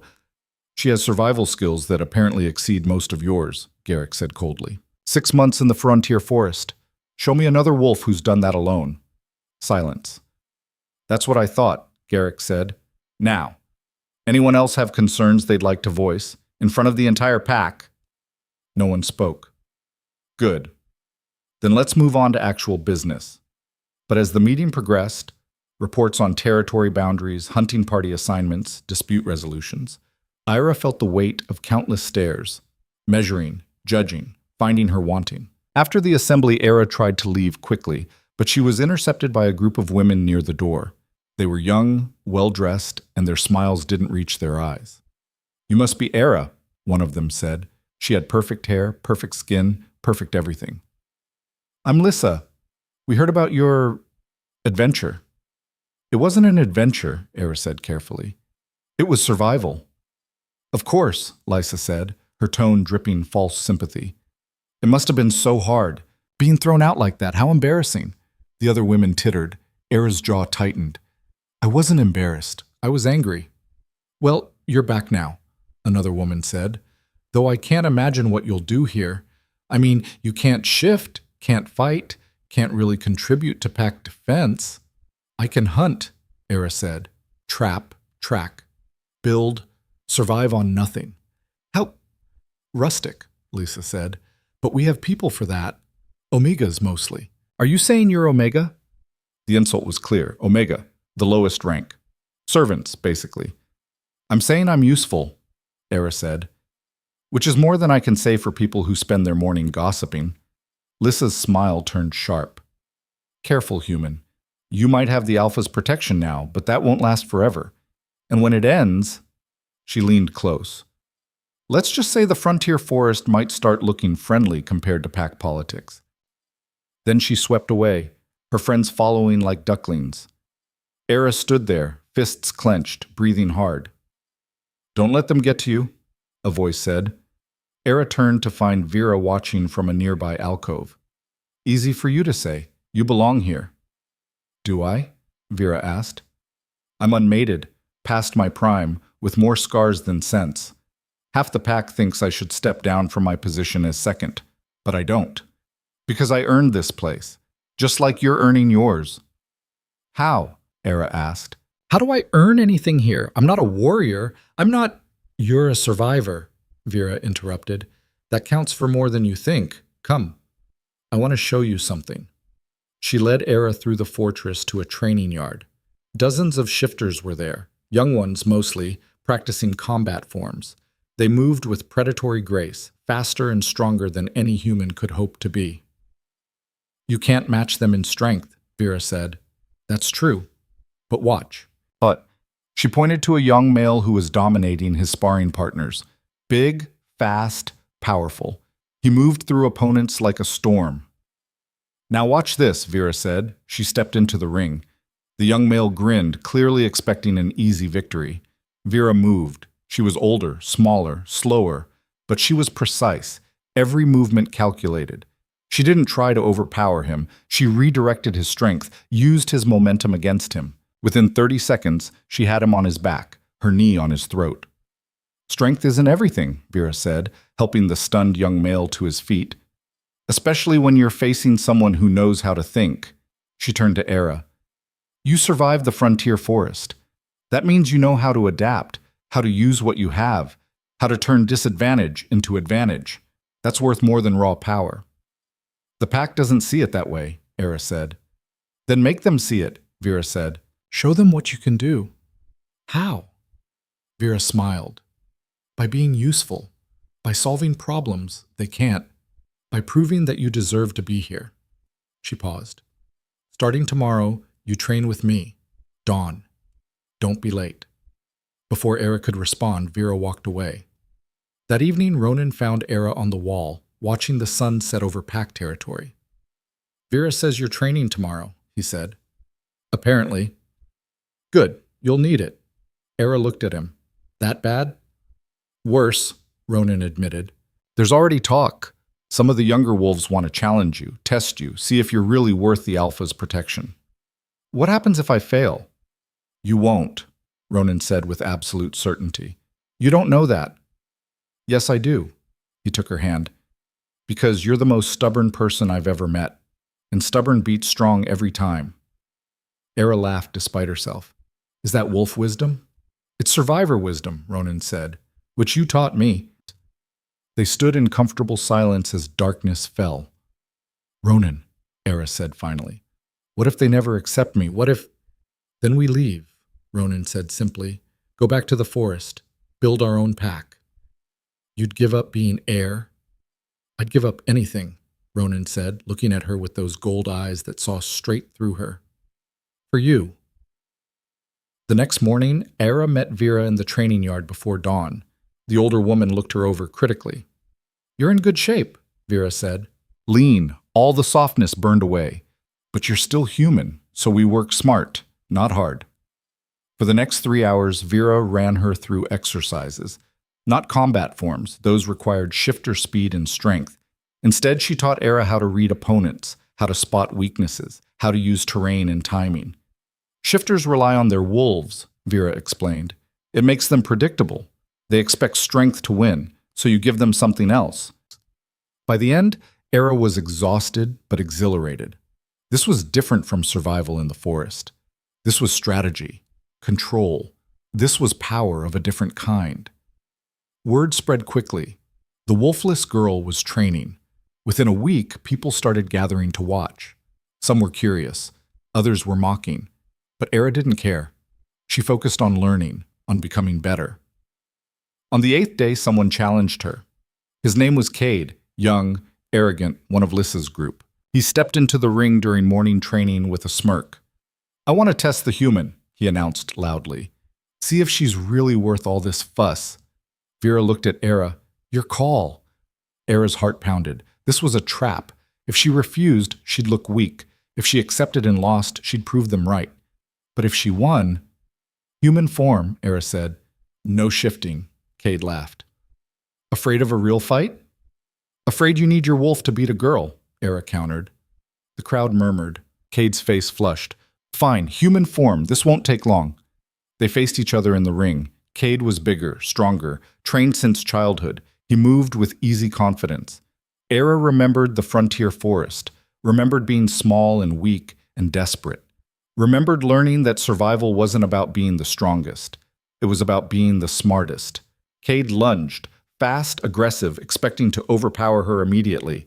Eira wasn't there. She'd already moved, using the technique Vera taught her, reading his body language, anticipating the attack. She swept his legs, and Cade went down hard. He was up immediately, angrier now. He came at her again, more careful this time. But Eira had spent months learning to read the forest. Every sound, every movement, every tiny signal that meant life or death. Reading Cade was easy by comparison. She dodged, deflected, used his own momentum. Didn't try to match his strength, just redirected it, made him work twice as hard while she conserved energy. 3 minutes in, Cade was breathing hard, frustrated, sloppy. Eira stayed calm, patient, waiting. He overextended on a punch. Eira stepped inside his guard and drove her palm into his solar plexus, a strike Vera had drilled into her repeatedly. Cade's breath exploded out. He doubled over, gasping. Eira swept his legs again. This time she followed him down, her knee on his chest, her hand at his throat. Not enough pressure to hurt, just enough to control. "Yield," she said quietly. Cade stared up at her, shock and rage warring on his face. "Yield," Eira repeated. "I yield," he choked out. Eira stood and offered her hand. Cade slapped it away and stalked off, humiliated. The training yard was silent. Then someone started clapping. Slowly at first, then others joined. Not everyone. Lissa and her friends looked furious. But enough. Enough to matter. Vera stepped into the ring, her expression carefully neutral. "Not bad. You telegraphed that last strike, though. We'll work on it." But Eira saw the approval in her eyes. That evening, more people approached her. Not friendly, exactly, but curious, respectful. A young mother asked about her survival techniques, how to purify water, how to preserve meat. An elder warrior wanted to hear about the frontier forest dangers. Even some of the younger wolves looked at her differently. Like maybe, possibly, she was worth their time. But not everyone was convinced. 2 weeks after her arrival, Eira was summoned to the Alpha's council. She entered the chamber to find Garrick seated at a massive table, surrounded by his advisors. Marcus was there, looking hostile. Vera sat at Garrick's right hand, and ranged around the table were a dozen others, warriors, elders, leaders of various pack families. They all turned to stare at her. "Sit," Garrick said, gesturing to an empty chair. Eira sat, trying not to show her nerves. "We've been discussing the exiles," Garrick said. "The ones who were banished under the old law. My decree said they could return. But we need to decide how to handle that. Resources, housing, reintegration." "What does that have to do with me?" Eira asked. "You're one of them," Marcus said coldly. "The first. The prototype, I suppose." "Marcus," Garrick warned. "No, let him speak," Eira said. "Better honest hostility than polite lies." Marcus leaned forward. "Fine. Honestly, I think this is a mistake. Bringing back the wolfless weakens the pack, diverts resources we need for defense, creates division." "Division already exists," Eira said. "You just didn't see it because you were comfortable ignoring it. We can't save everyone," Marcus said. "Some people are meant to be cast out." "Like your brother?" Eira asked quietly. The room went dead silent. Marcus's face turned purple. "That's different. Ronan was dying," Eira finished, "was cast aside by circumstances, was surviving alone in a hostile environment, exactly like every other exile. The only difference is he had a way back. They don't." "They're weak," someone else said. "If they couldn't survive here—" "I survived the frontier forest," Eira interrupted. "For 6 months, alone, in winter. How many of you could say the same?" No one answered. "The problem isn't that the exiles are weak," Eira continued. "The problem is that this pack only values one kind of strength, and anyone who doesn't fit that mold gets discarded." "So, what's your solution?" Vera asked. Her tone was neutral, but Eira heard the genuine question beneath. Eira took a breath. This was it. Her chance to actually change something. "Bring them back," she said. "All of them. But don't just dump them into the pack and expect them to conform. Use them. Give them purpose. The wolfless can do things that require patience and precision, crafts, medicine, record-keeping, teaching, all the things that shifters are too impatient or too focused on fighting to excel at." "You want to create a separate class," Marcus said. "Omega—" "I want to create value," Eira corrected. "Right now you're throwing away people who could be contributing, people who could make this pack stronger in ways you haven't considered." "Such as, son?" an elder asked. Eira thought fast. How many of you know how to navigate by stars? How to track prey in heavy snow? How to preserve food for long journeys? How to treat wounds when there's no healer available? Silence. I learned all of that in 6 months, Eira said, because I had to, because my life depended on it. Now imagine what someone who spent years surviving on the margins could teach your warriors. Imagine the knowledge that's being lost because you're too proud to see it. She stood, energy thrumming through her. You want to know my solution? Here it is. Bring back the exiles. Give me a month with them. I'll organize them, train them, find their strengths. And then we'll prove to you that the wolfless aren't a burden. We're an asset you've been too blind to use. The council erupted, voices overlapping, some approving, many objecting. Garrick raised his hand for silence. You're asking for a lot of trust. You asked me to prove I deserve to be here, Eira said. So let me prove it. Not with fighting, with results. Garrick studied her for a long moment. Then he looked at Vera. Your assessment? Tactically sound, Vera said carefully.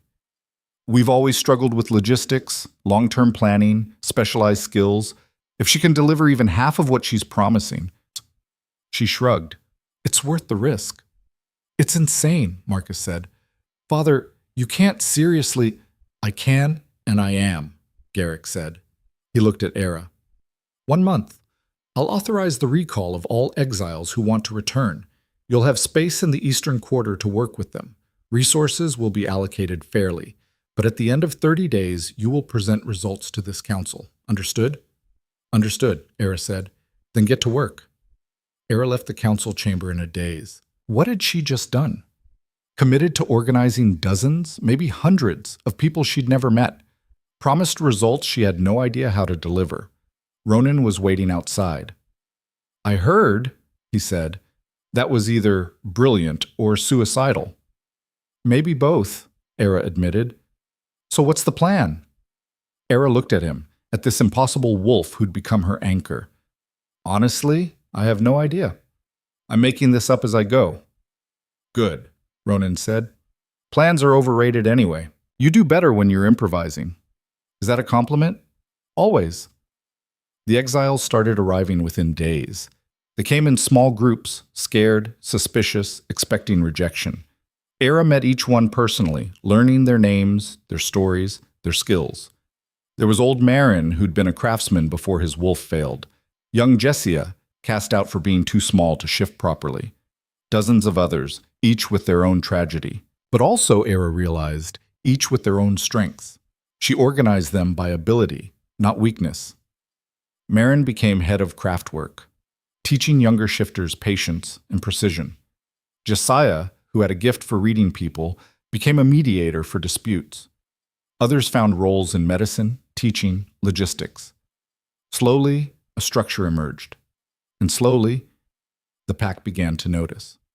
The craftsmen produced better weapons, better tools. The mediators reduced conflicts, saving the warriors time. The logistics team streamlined supply chains, making hunts more efficient. Results. Measurable, undeniable results. 3 weeks in, Vera visited Eira's workspace, a converted warehouse in the Eastern Quarter that had become headquarters for what the exiles were calling the Sanctuary. I'm impressed, Vera said, watching Marin instruct a group of young wolves in proper blade maintenance. You've accomplished more than I expected.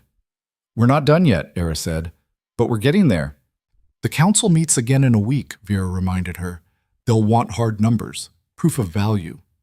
They'll get it, Eira promised. But that night, disaster struck. Eira was woken by shouting. She ran outside to find the warehouse on fire, flames licking up the sides, smoke pouring from the windows.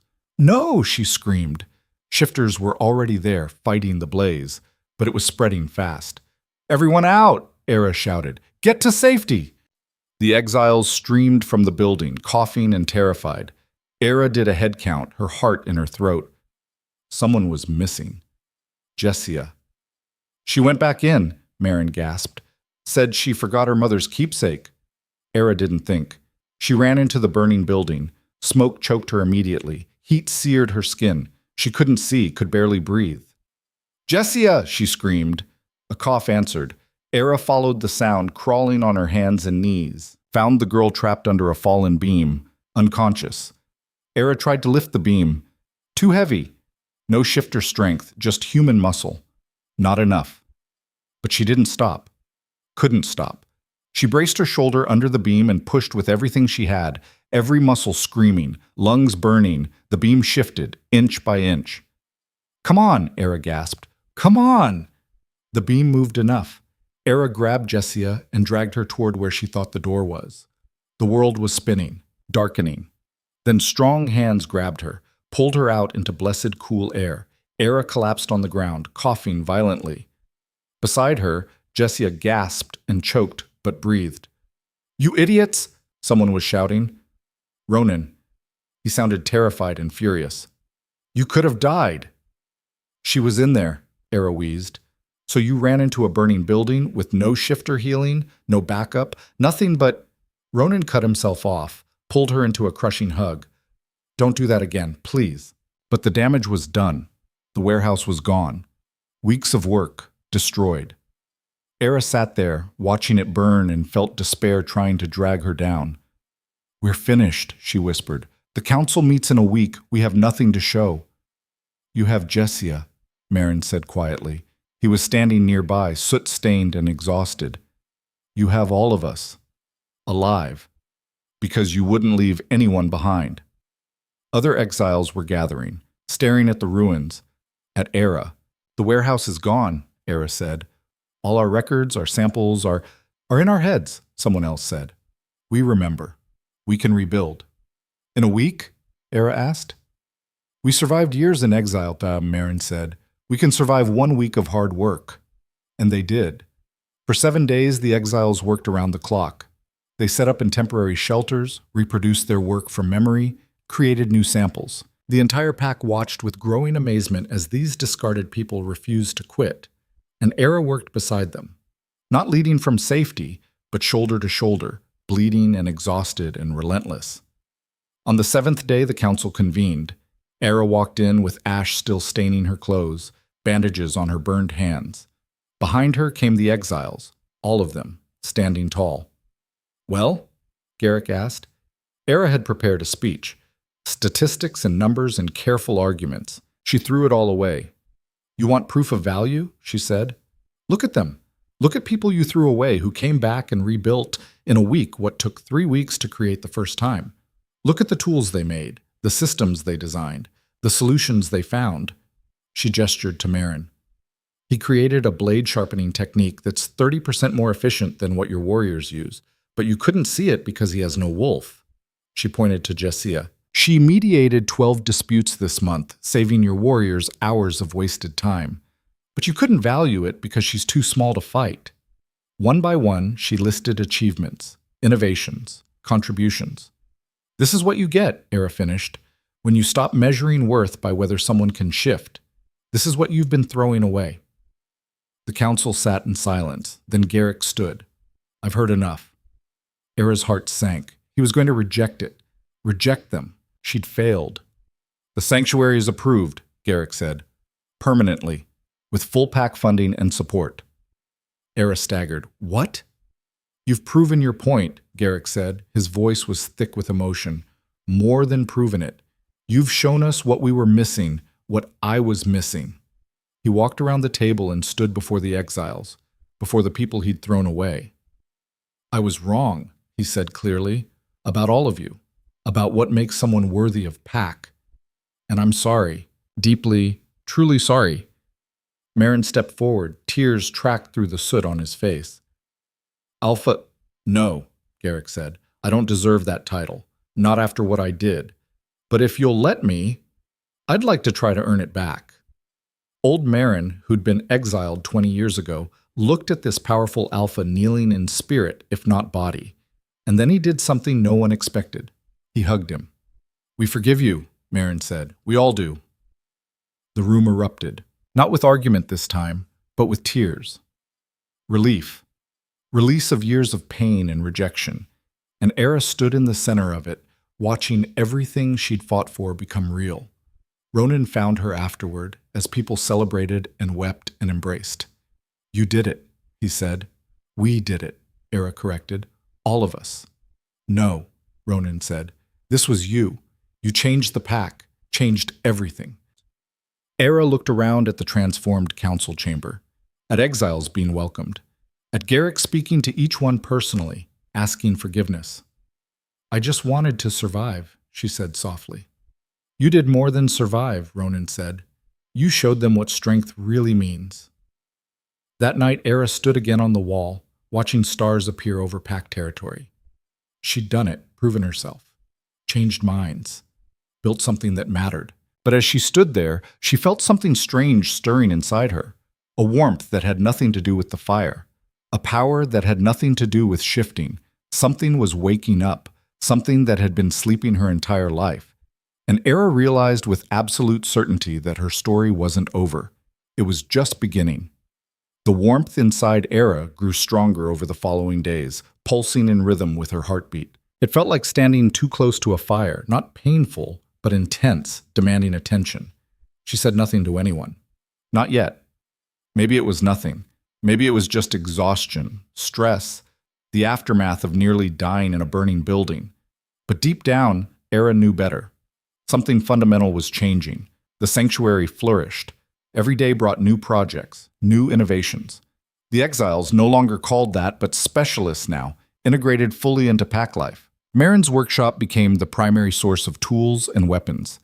Josiah's mediation services were requested constantly. Even the skeptics had to admit the results were undeniable. But success bred new problems. 3 weeks after the council's approval, Eira was summoned to Garrick's private office. She arrived to find him pacing, his expression troubled. We have a situation, he said without preamble. What kind of situation? The kind that involves 3 other packs, territorial disputes, and a gathering of alphas that happens once every 5 years. Garrick stopped pacing and looked at her. It's called the Conclave. Leaders from all the northern territories meet to resolve conflicts, establish treaties, and demonstrate strength. And? Eira asked, though she already suspected where this was going.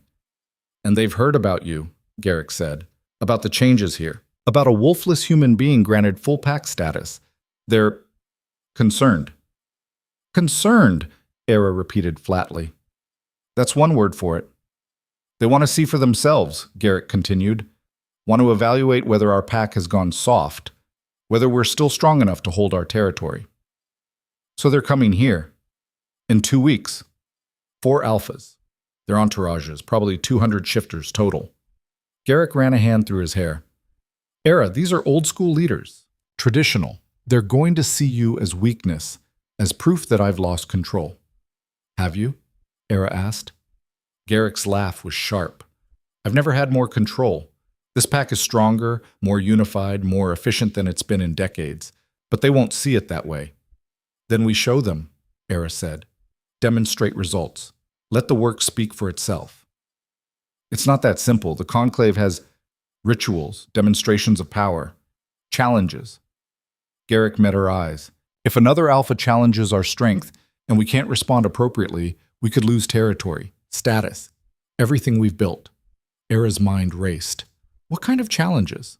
Usually combat, sometimes hunts, always something that proves shifter superiority. He paused.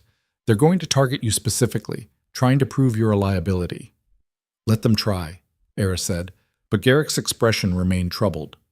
There's more. Marcus has been talking to some of the other packs, suggesting that I've been compromised, that the pack needs new leadership. The betrayal hit like a physical blow. Your own son? He believes he's protecting the pack, Garrick said tiredly.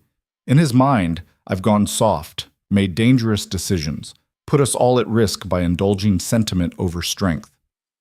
So he's staging a coup. Not overtly, but if the other alphas agree with his assessment, if they vote no confidence, Garrick shook his head. I could be removed as alpha. Marcus would take over, and the first thing he'd do is reverse everything. Exile the specialists, banish you, probably kill Ronan for choosing you over tradition.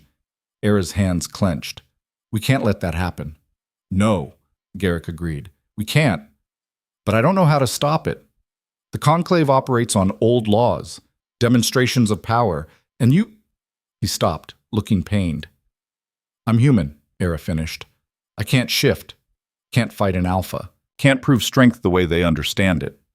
I'm sorry, Garrick said quietly. I thought bringing you back would be enough. Thought changing the pack would speak for itself. But the world outside our territory, it's not ready for what you represent. Eira stood, her mind churning. Then we make them ready. How? I don't know yet, Eira admitted, but I survived the frontier forest by being smarter than the things trying to kill me. I can survive this. She left Garrick's office and went straight to find Ronan. He was in the training yard working through combat forms with an intensity that spoke of his own frustration. You heard, Eira said. Ronan stopped mid-strike. The whole pack's heard. Marcus isn't being subtle. What are we going to do? Ronan shifted fully human and pulled on a shirt. We could leave, right now. Go back to the forest. Build our own life. Running again, Eira said. Surviving, Ronan corrected. There's no shame in choosing your battles. Except this time, we'd be choosing to let everything we built be destroyed. All those people, Marin, Jessia, everyone who came back believing they had a place here, Marcus would undo it all. I know. Ronan's jaw tightened. Which is why we're not running. We're fighting. But Eira, this isn't like facing down Lissa or winning over the council. This is 4 alphas, all looking for weakness. If they decide to make an example of you, they won't, Eira said with more confidence than she felt, because I'm going to give them something they can't argue with. What? Eira touched her chest, feeling that strange warmth pulse stronger. Proof that strength comes in more forms than they imagine. That night, the warmth inside Eira became heat. She woke gasping, her entire body burning from the inside out. For a terrifying moment, she thought she was sick, dying, being consumed by some invisible fire. Then the heat concentrated, focused, became something else entirely. Power. Raw, undeniable power flooding through her veins. It felt like lightning, like sunlight, like every storm she'd weathered in the frontier forest compressed into a single point inside her chest. Eira staggered to the mirror. Her reflection stared back, same face, same scars, same human features. But her eyes? They were glowing. Not gold like Ronan's, not the amber of a wolf, but silver white, bright as starlight, burning with an inner fire. What's happening to me? She whispered. The glow faded as quickly as it had appeared, leaving her gasping and shaking. But the warmth remained, constant and present. Something had awakened, something that had been dormant her entire life. Eira needed answers. The pack's archives were deep in the fortress, ancient records kept by generations of historians. Eira had never been there before, but she found her way in the pre-dawn darkness, driven by desperate need to understand. The archivist was an elderly woman named Thera, who looked startled to see anyone at such an hour. I need information, Eira said, about humans, about those who live among shifters but never shift. Thera's expression grew guarded. That's not a popular subject. I don't care about popular. I care about truth. Something in Eira's tone must have convinced her. Thera sighed and gestured for Eira to follow. They descended into the lower archives, past rows of ancient texts and crumbling scrolls. What do you know about origins? Thera asked. About where shifters come from? Nothing, Eira admitted. It's not like anyone explained it to me. Thera pulled out a massive tome, its pages yellow with age. Most shifters believe we're simply born this way, different species, but the oldest records tell another story. She opened the book to a page covered in archaic script. Thousands of years ago, there were no shifters, only humans. But some humans, those who lived closest to the wild places, who understood the rhythms of nature, began to change. They bonded with animal spirits, took on their forms, became something new. Shifters, Eira said. Yes, but not everyone changed. Some humans remained as they were. The shifters called them dormant, those who carried the potential but never awakened. Thera turned pages carefully.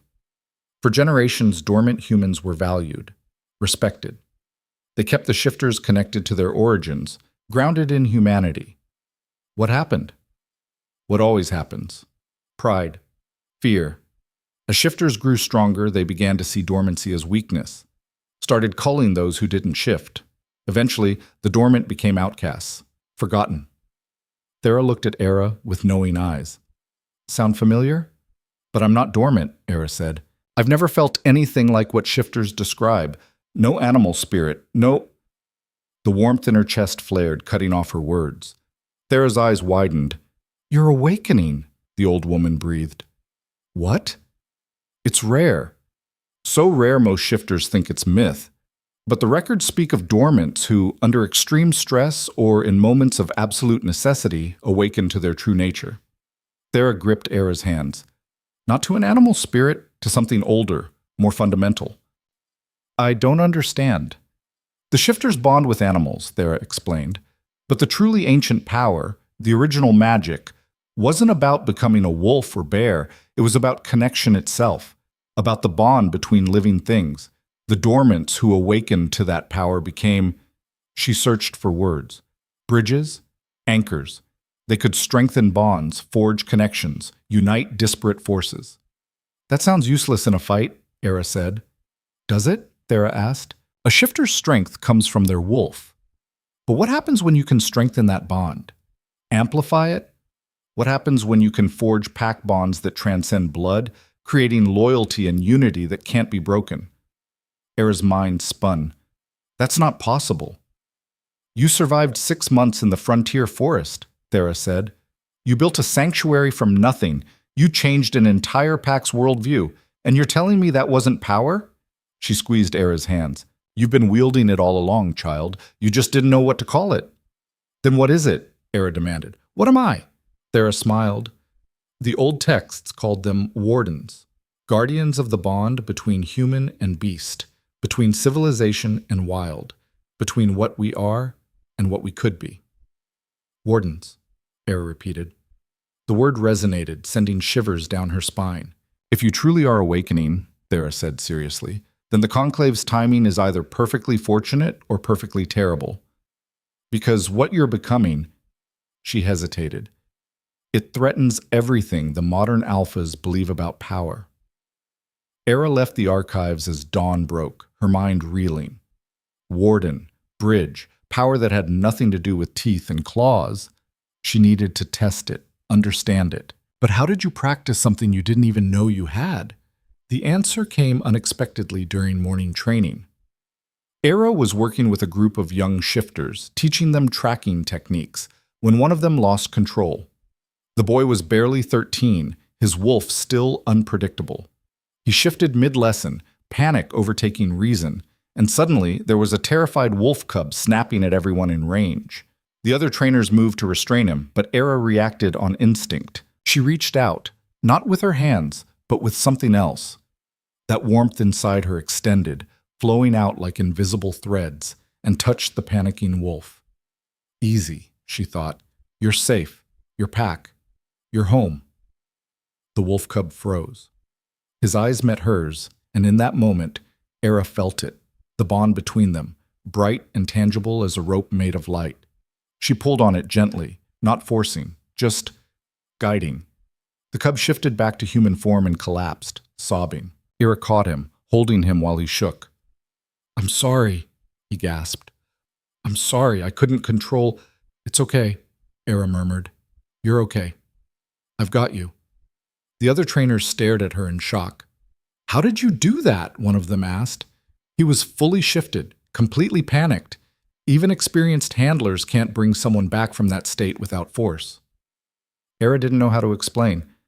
I just asked him to come back. But she felt it now, understood it. The power Thera had described wasn't about domination or strength. It was about connection, about seeing the bonds between people and learning to touch them, strengthen them, heal them. Word spread quickly. Within hours, people were talking about the wolfless girl who'd calmed a feral shift without laying a hand on anyone. Ronan found her at lunch, his expression a mix of awe and concern. What happened in the training yard? I'm not sure, Eira admitted. But I think I'm changing, becoming something. She told him everything, the warmth, the glowing eyes, Thera's explanation about wardens and ancient power. Ronan listened in silence. When she finished, he took her hands and pressed his forehead to hers, in their familiar gesture of pack.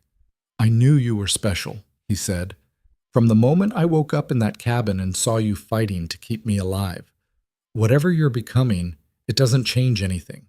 You're still you, still my pack, even if I'm something completely different from what anyone expected." "Especially then," Ronan said. The conclave arrived like a storm. 4 packs, each led by an alpha radiating power and authority. They entered Drake territory with military precision, their wolves fanning out to mark boundaries and establish dominance. Eira watched from the fortress walls as they processed through the gates. Each alpha was distinctive. There was Kyle Stormblade, massive and scarred, his pack known for brutal combat prowess. Silva Thornheart, the only female alpha, lean and deadly, her pack specializing in hunts. Marcus Ironfoot, ancient and cunning, his pack the largest in the north. And finally, Darius Nightfang, young and ambitious, clearly looking to make a name for himself. All of them looked at Drake territory like predators sizing up prey. The formal gathering was held that evening in the Great Hall. Hundreds of shifters packed the space, tension crackling in the air. Eira stood with Garrick's party, Ronan at her side, acutely aware of every stare directed her way. Garrick opened with traditional greetings, welcoming each alpha formally. They responded with varying degrees of courtesy, but the undercurrent was clear. They were here to judge, not celebrate. Finally, Marcus Ironfoot spoke. "Alpha Garrick, we've heard interesting reports from your territory, changes that concern us all." "What concerns?" Garrick asked evenly. "The rumor that you've granted full pack status to a human." Ironfoot's gaze swept the room and landed on Eira. "To her, I presume." "Not a rumor," Garrick said. "A fact. Eira Voss is pack." Kale Stormblade laughed, a harsh, grating sound. "A human? As pack? What's next, Garrick? Inviting rabbits to hunt alongside wolves?" "Careful," Ronan growled. "That's my packmate you're insulting." Stormblade's eyes narrowed. "The lost heir." "Yes, we heard about that too. Heard you were rescued by this girl, and now you've formed some kind of attachment." He said the word like it was obscene. "Not attachment," Ronan said. "Bond. Pack bond." "Impossible," Silva Thornheart said. Her voice was quieter than the others, but no less dangerous. "Humans cannot bond with shifters. It violates natural law." "Natural law is whatever we make it," Eira said. Every eye turned to her. Eira felt the weight of their attention like physical pressure, but she held her ground. "Who are you to speak of natural law?" Darius Nightfang asked. "You're not even pack. Not really. Just a pet the alpha's keeping out of misplaced sentiment." "I'm the person who survived 6 months in the frontier forest," Eira said. "Who built the sanctuary from nothing. Who's done more for this pack in 3 months than some shifters manage in a lifetime? So yes, I'll speak, because I've earned that right." "You've earned nothing," Stormblade snarled.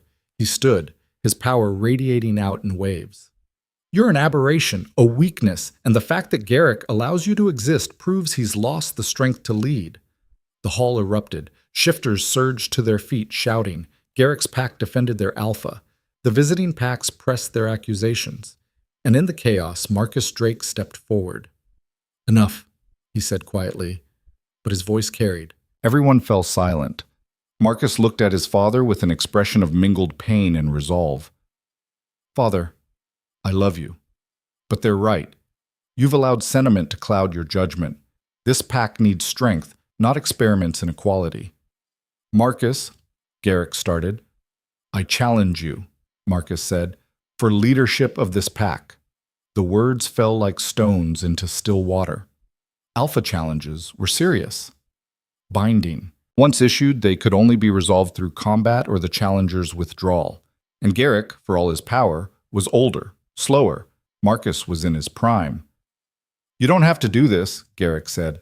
"Yes, I do," Marcus said, "for the pack's survival." Ironfoot smiled. "A challenge? How refreshing. We'll witness it, of course. Ensure everything is done properly." The other alphas murmured agreement. This was exactly what they'd wanted. Proof that Garrick had weakened, that change was dangerous. "Tomorrow at dawn," Marcus said. "We settle this." That night, Garrick's quarters were tense.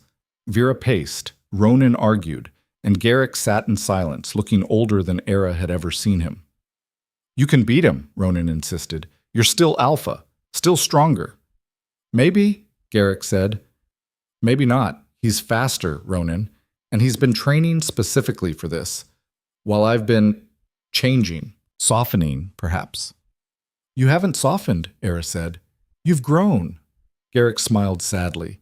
"Thank you, but growth doesn't win fights." "Then don't fight," Eira said. Everyone stared at her. "What?" Vera asked. Eira's mind raced, pieces clicking together. Alpha challenges are about proving leadership, right? About demonstrating who's stronger, who's more capable of protecting the pack. "Yes," Garrick said slowly. "So what if you demonstrate that in a different way?" Eira turned to the others. "The visiting alphas think change is weakness, that including humans makes the pack vulnerable, so prove them wrong. Show them that this pack is stronger now than it's ever been." "How?" Ronan demanded. The warmth in Eira's chest pulsed, and suddenly she knew. "The old way. A pack hunt." Vera inhaled sharply. "The great hunt. It hasn't been done in decades." "What is it?" Eira asked. "An ancient challenge," Garrick explained. "Instead of two alphas fighting, their entire packs compete. A hunt in the deep wilderness. The pack that brings down the most dangerous prey wins. It tests leadership, coordination, strength, everything that makes a pack functional." "Marcus will never agree to it," Vera said. "It puts everything on the line. Not just alphas, but the whole pack." "He will if the other alphas witness it," Eira said, "because it proves which leadership style works better. Marcus's traditional approach or yours. And if we win," she looked at Garrick, "they can't argue with results." Garrick studied her for a long moment. Then he stood. "Ronan, gather the council, now." By midnight, the proposal was ready. By dawn, it was presented to Marcus and the visiting alphas. Marcus looked suspicious. "A great hunt? Why?" "Because you claim my leadership has weakened the pack," Garrick said. "So let's test it. Not alpha against alpha, but pack against pack. We hunt for 3 days in the frontier forest. Whichever group brings back the most valuable kill wins leadership. And if I refuse?" "Then you withdraw your challenge," Garrick said. "Admit that you're not confident in your own leadership abilities." The trap was perfect. Marcus couldn't back down without looking weak. "Fine," Marcus said. "But I choose the participants. And you include your precious human. Let's see how useful she really is." "Agreed," Garrick said. The other alphas were thrilled. "This is excellent," Ironfoot said. "A true test of strength. We'll send observers, of course, to ensure fairness."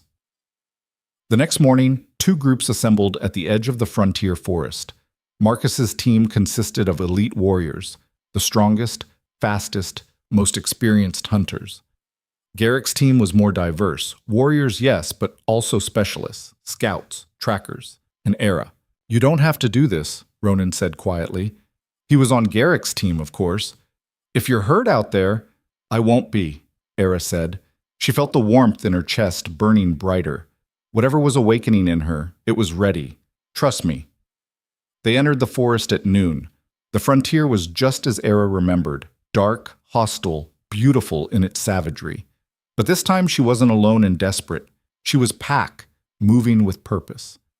Garrick gathered them once they were deep enough. "Marcus will go for something flashy, a bear maybe, or a mountain cat, big, dangerous, impressive." "We go for something smarter," Eira said. "Such as?" Eira closed her eyes, feeling the forest around her. And for the first time, she really reached out with her power. The bonds lit up in her mind like constellations, pack bonds between the shifters, bright and strong. But also other connections, the prey animals, the predators, the very ecosystem itself, all linked in an intricate web of relationships. And there, deep in the heart of the forest, she felt something massive, old, powerful. "There's a pack of dire wolves," Eira said, 3 miles northeast. They've been terrorizing the forest for years. Too smart to hunt individually, too coordinated to fight without losses. Vera frowned. "How do you know that?" "I can feel them," Eira said. She opened her eyes. "And I can lead us to them." They followed her through the forest. Eira didn't track by sight or scent like the shifters did. She tracked by following the bonds, feeling the connections between predator and prey, reading the forest's living map. Within 2 hours, they'd located the dire wolves, 6 of them, each the size of a small horse, with intelligence burning in their eyes. These are apex predators, Garrick breathed. Taking them down would prove everything. It would also be suicide, one warrior said. 6 dire wolves against our group? We'd lose half our fighters. Not if we're smart, Eira said. Dire wolves hunt in packs because they're coordinated, so we out-coordinate them. She laid out a strategy. Not brute force, but precision. The shifters would split into teams, each with a specific role. Flankers to cut off escape, drivers to push the wolves toward an ambush point, finishers to take them down. And Eira would do something unprecedented. She would bond with them. That's insane, Vera said. You can't bond with wild predators. Watch me, Eira said. They got into position. Eira stood at the center, every nerve alive with anticipation. The dire wolves circled, growling, sensing prey, but also sensing something strange about this human who stood unflinching. Eira reached out with her power. She felt the bonds between the dire wolves, pack bonds, similar to shifters but wilder, more primal. She didn't try to break them. Instead, she touched them gently, showing the wolves something unexpected. Common ground, recognition. The understanding that she, too, knew what it meant to be pack. The lead dire wolf, a massive male with scarred flanks, paused. His eyes met Eira's, and in that moment, understanding passed between them. We're the same, Eira thought. Predators trying to survive. Pack protecting pack. The dire wolf's growl softened. Not submission, respect. And then Eira did something that would be talked about for generations. She asked the dire wolves to leave, to find new territory, deeper in the forest, away from the hunts. The lead wolf held her gaze for a long, tense moment. Then slowly, he turned and led his pack away into the shadows. The shifters stood frozen in shock. You just talked to them, Ronan breathed. Not talked, Eira said. Connected. Showed them a better option than fighting. But we needed the kill, someone protested. We needed to prove. We proved something better, Eira said. That strength isn't just about who you can kill. It's about who you can protect. What you can preserve. Garrick stared at her with something like awe. You're not just changing the pack. You're changing what it means to be pack. They returned 3 days later to find Marcus's team already waiting. They'd killed a massive bear, 12 feet tall, easily 1,000 pounds. It lay in the center of the gathering area, an impressive display of strength and ferocity. Marcus stood over it, grinning. Let's see you beat that.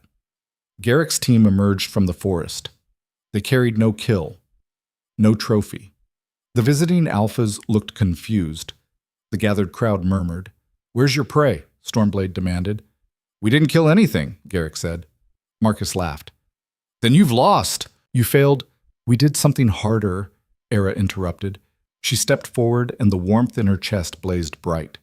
We stopped a fight before it started. We protected the forest instead of taking from it. We proved that true strength isn't about what you can destroy. It's about what you can build. That's not the challenge, Marcus shouted.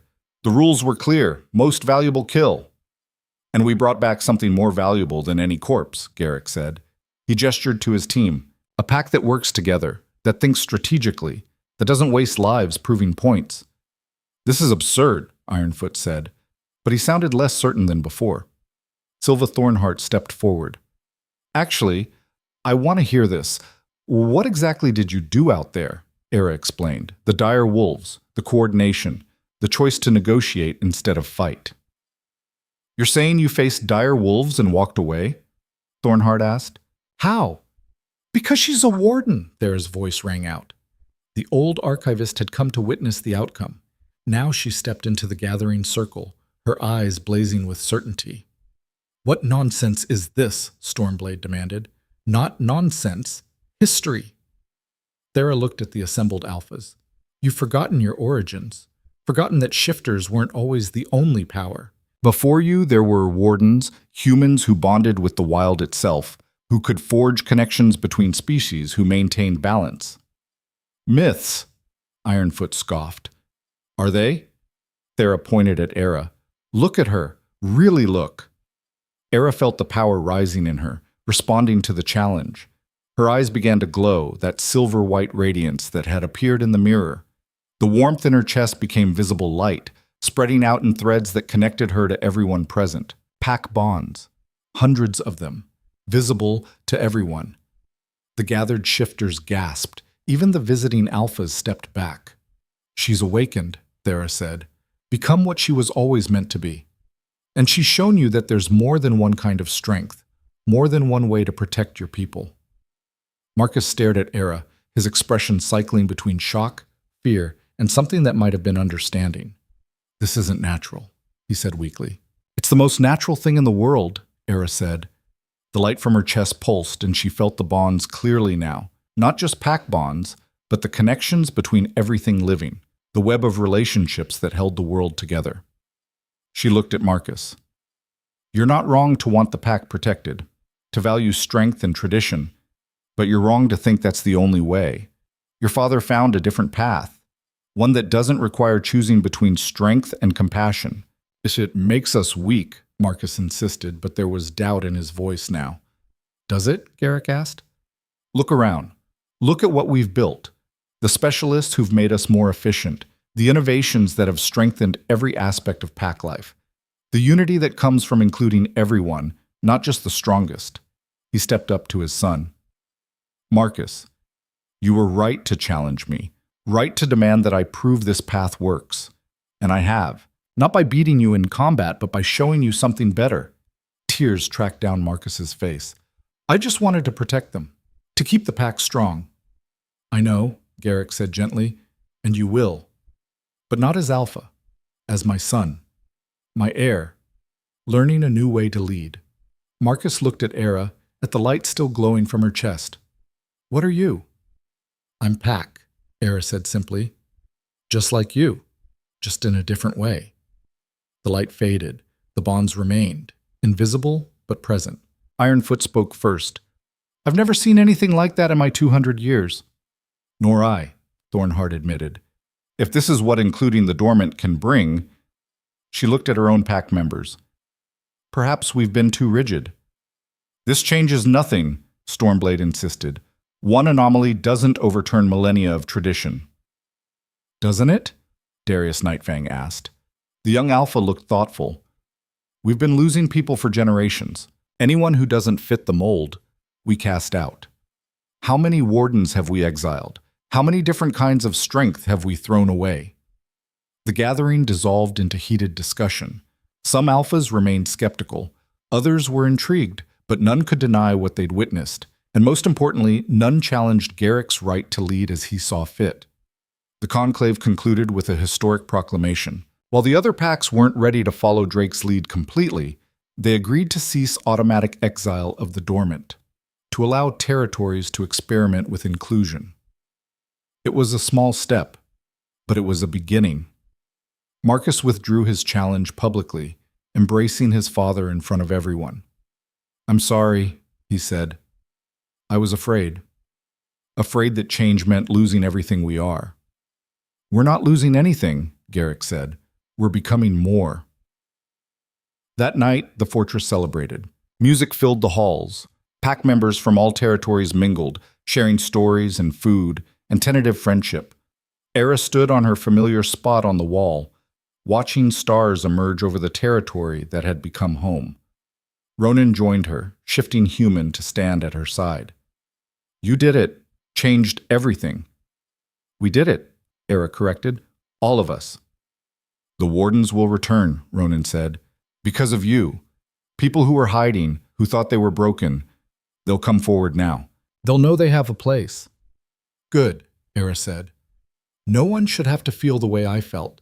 Cast out, worthless, less than. You were never less than, Ronan said fiercely. You were always more. We were just too blind to see it. Eira pulled the cracked wooden bowl from her pocket.